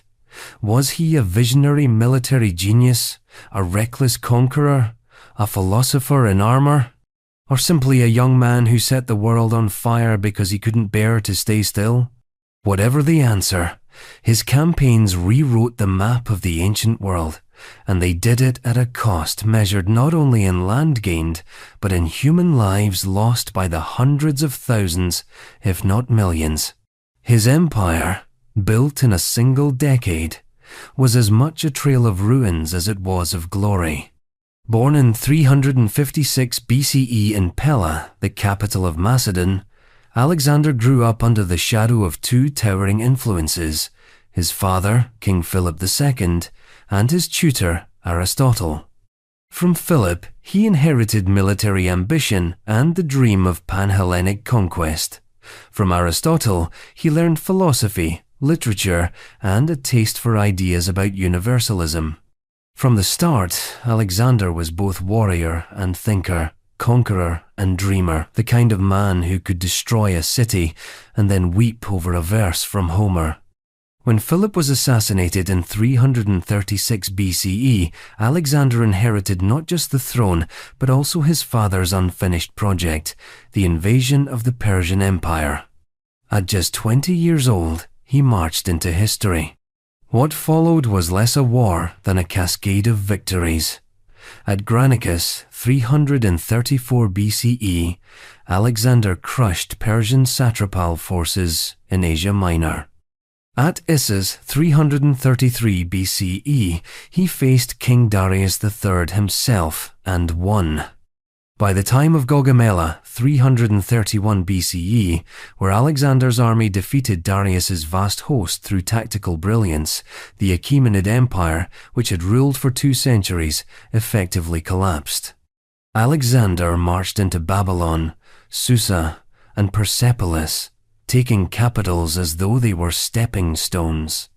At Persepolis, the ceremonial center of Persian kingship, his troops set fire to the palace. Whether it was an accident, drunken revelry, or deliberate symbolism remains debated. But what is not debated is that one of the greatest treasures of the ancient world was lost forever, and with it countless lives and livelihoods tied to its economy. Alexander's armies were small by modern standards, often around 40,000 men, but their campaigns caused devastation far beyond the battlefield. Cities were besieged and sacked, populations displaced, agricultural systems disrupted. Ancient sources are unreliable with numbers, but historians estimate that hundreds of thousands, possibly even into the millions, died during his conquests, whether by direct combat, famine, or disease that trailed behind the marching phalanxes.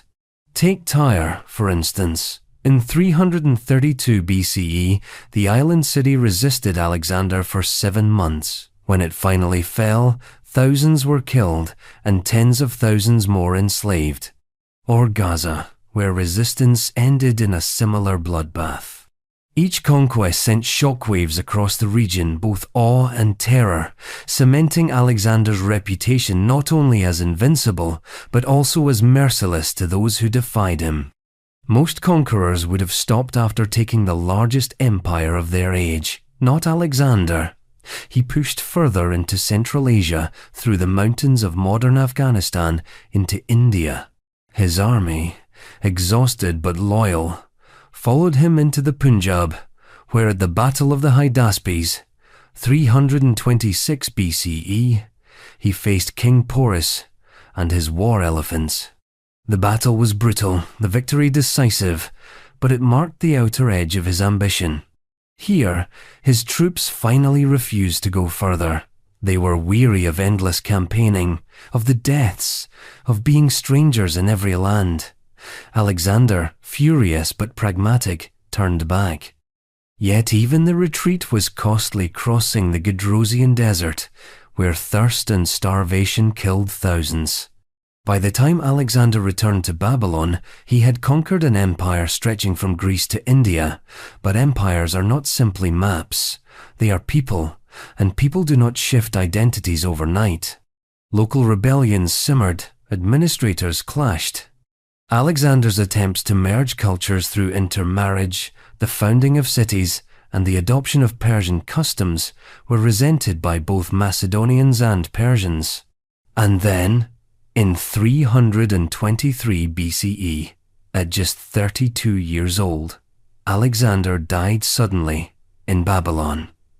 The cause remains one of history's mysteries: illness, poisoning, or complications from years of campaign and stress. Whatever the truth, his death shattered his empire instantly. His generals, the Diadochi, carved it into pieces. His dream of a united world order dissolved into another cycle of wars. So what was Alexander's legacy? He spread Hellenistic culture across Asia, blending Greek and local traditions in ways that shaped philosophy, science, and art for centuries. He founded cities, most famously Alexandria in Egypt, that became centers of learning.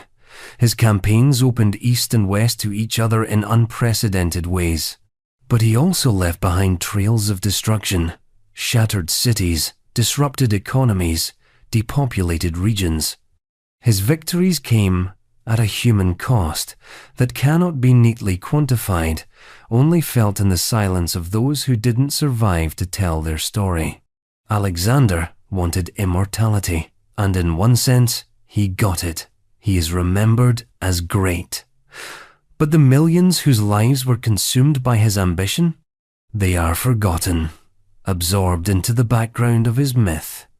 And that is the paradox of Alexander, the man who conquered the world, but could not conquer himself, his own restlessness, his own need to push further, no matter the cost. Yet his was not the last empire to shatter Asia with such force. Centuries later, another monarch would preside over a conflict so vast, so industrialized, that the death toll reached into the tens of millions. His name was Hirohito, Emperor of Japan, and his silence would echo across the Pacific. Hirohito, Emperor of Japan. If Alexander's legend was forged in lightning campaigns across continents, Hirohito's legacy was forged in silence. Unlike the young Macedonian king who charged into battle at the front of his phalanx, Hirohito sat behind palace walls, behind ritual, behind ceremony. Yet his reign oversaw one of the deadliest periods in modern history. The paradox is unavoidable. The emperor who barely spoke publicly, who cloaked himself in mystique, presided over a war that consumed tens of millions of lives across Asia and the Pacific. Born in 1901, Hirohito became emperor in 1926, inheriting the chrysanthemum throne during a moment when Japan stood at a crossroads. On one hand, it was a modern constitutional monarchy, modelled on European powers, with a parliament, political parties, and a semblance of liberal institutions. On the other hand, it was still steeped in feudal hierarchy and imperial myth, with the emperor cast not as a man, but as a living god, the direct descendant of the sun goddess Amaterasu. Hirohito, quiet, studious, and more comfortable with marine biology than with politics, seemed like an unlikely figure to stand at the center of what was to come. But monarchs don't always choose the shape of their reigns. Sometimes history chooses for them. Japan in the early 20th century was a rising power, having already defeated China in 1895 and Russia in 1905. The victories shocked the world, an Asian power defeating European empires. But victory also fed ambition. Military leaders increasingly saw Japan as destined to dominate Asia, while civilian politicians found themselves marginalized. By the late 1922nd and 1932nd, a combination of economic crises, nationalism, and militarism pushed Japan toward expansionism. The turning point was 1931, when Japan invaded Manchuria. The civilian government hesitated, the international community protested, but the military moved forward anyway. Hirohito's role in this, as in much of his reign, remains debated. Some historians argue he was complicit, giving tacit approval. Others claim he was pressured, boxed in by generals. What's undeniable is that his throne provided legitimacy. The empire's soldiers marched under banners proclaiming loyalty to the emperor. Every campaign, every conquest, was framed as an extension of his divine authority. In 1937, full-scale war erupted between Japan and China. It would last 8 years, overlapping with the wider conflict of World War II, and remain one of the bloodiest wars in history. Japanese forces swept across northern and eastern China, capturing cities and triggering refugee crises on a staggering scale. Civilian populations were bombed, crops were destroyed, entire regions starved. The death toll? Still debated, but most historians place it in the tens of millions, primarily Chinese civilians. Whether through direct violence, famine, disease, or forced labor, the war hollowed out communities across East Asia. Hirohito's name was invoked constantly in military orders, rituals, and propaganda. Soldiers were told they were fighting in his honor. And yet Hirohito himself remained distant, issuing imperial rescripts filled with lofty abstractions but rarely, if ever, addressing the human reality. His silence was not neutral. It was political theater. By 1941, Japan's ambitions expanded further. Seeking resources and dominance, it struck at Western colonies in Southeast Asia and at the United States at Pearl Harbor. The war that followed the Pacific theater of World War II stretched from Burma to Hawaii, engulfing islands, oceans, and millions of lives. The fighting was relentless. Battles like Guadalcanal, Iwo Jima, and Okinawa became bywords for destruction. Civilians were trapped in sieges, bombings, and forced relocations. In Southeast Asia, millions more died from famine caused by the disruption of rice supplies and colonial structures. By war's end in 1945, the scale of devastation across Asia was staggering. Conservative estimates place Chinese losses alone at 10 to 20 million.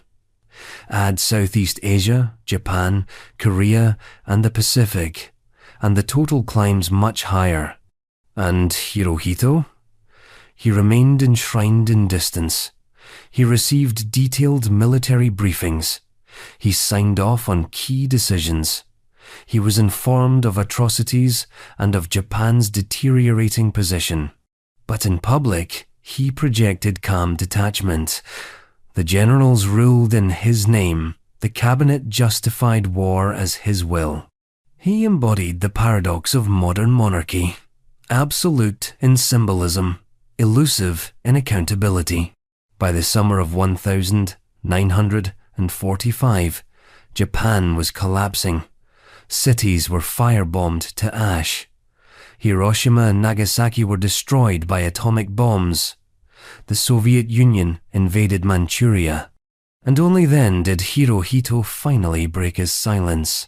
On the 15th of August, 1945, in his first ever radio broadcast, the Emperor announced Japan's surrender. His voice high, formal, almost otherworldly, was the first many Japanese had ever heard. He never used the word defeat. Instead, he said Japan would endure the unendurable to save civilization from destruction. For millions across Asia, the war's end came too late. For Hirohito, it was only the beginning of a new paradox. Unlike many Axis leaders, Hirohito was not tried as a war criminal. U.S. occupation authorities, led by General Douglas MacArthur, decided to preserve the monarchy as a stabilizing symbol. Hirohito renounced his divinity in 1946 but remained on the throne until his death in 1989. He became a constitutional monarch, ribbon-cutting and wave-giving, while Japan reinvented itself as a democracy and economic powerhouse. But the shadow never disappeared. Was he a powerless figurehead, trapped by his generals, or was he an active participant, quietly guiding decisions while letting others take the blame? The debate rages on. Documents, testimonies, and interpretations vary. What remains certain is that his reign coincided with the deaths of tens of millions, one of the greatest human catastrophes in modern history. So how should history remember Hirohito?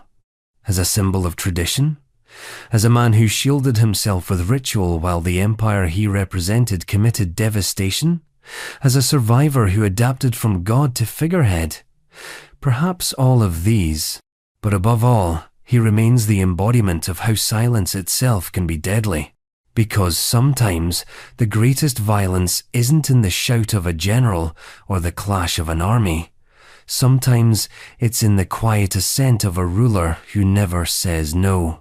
And with Hirohito, our list closes a journey from ancient conquerors to modern emperors, from those who swung swords to those who signed decrees, 30 rulers, 30 shadows across history.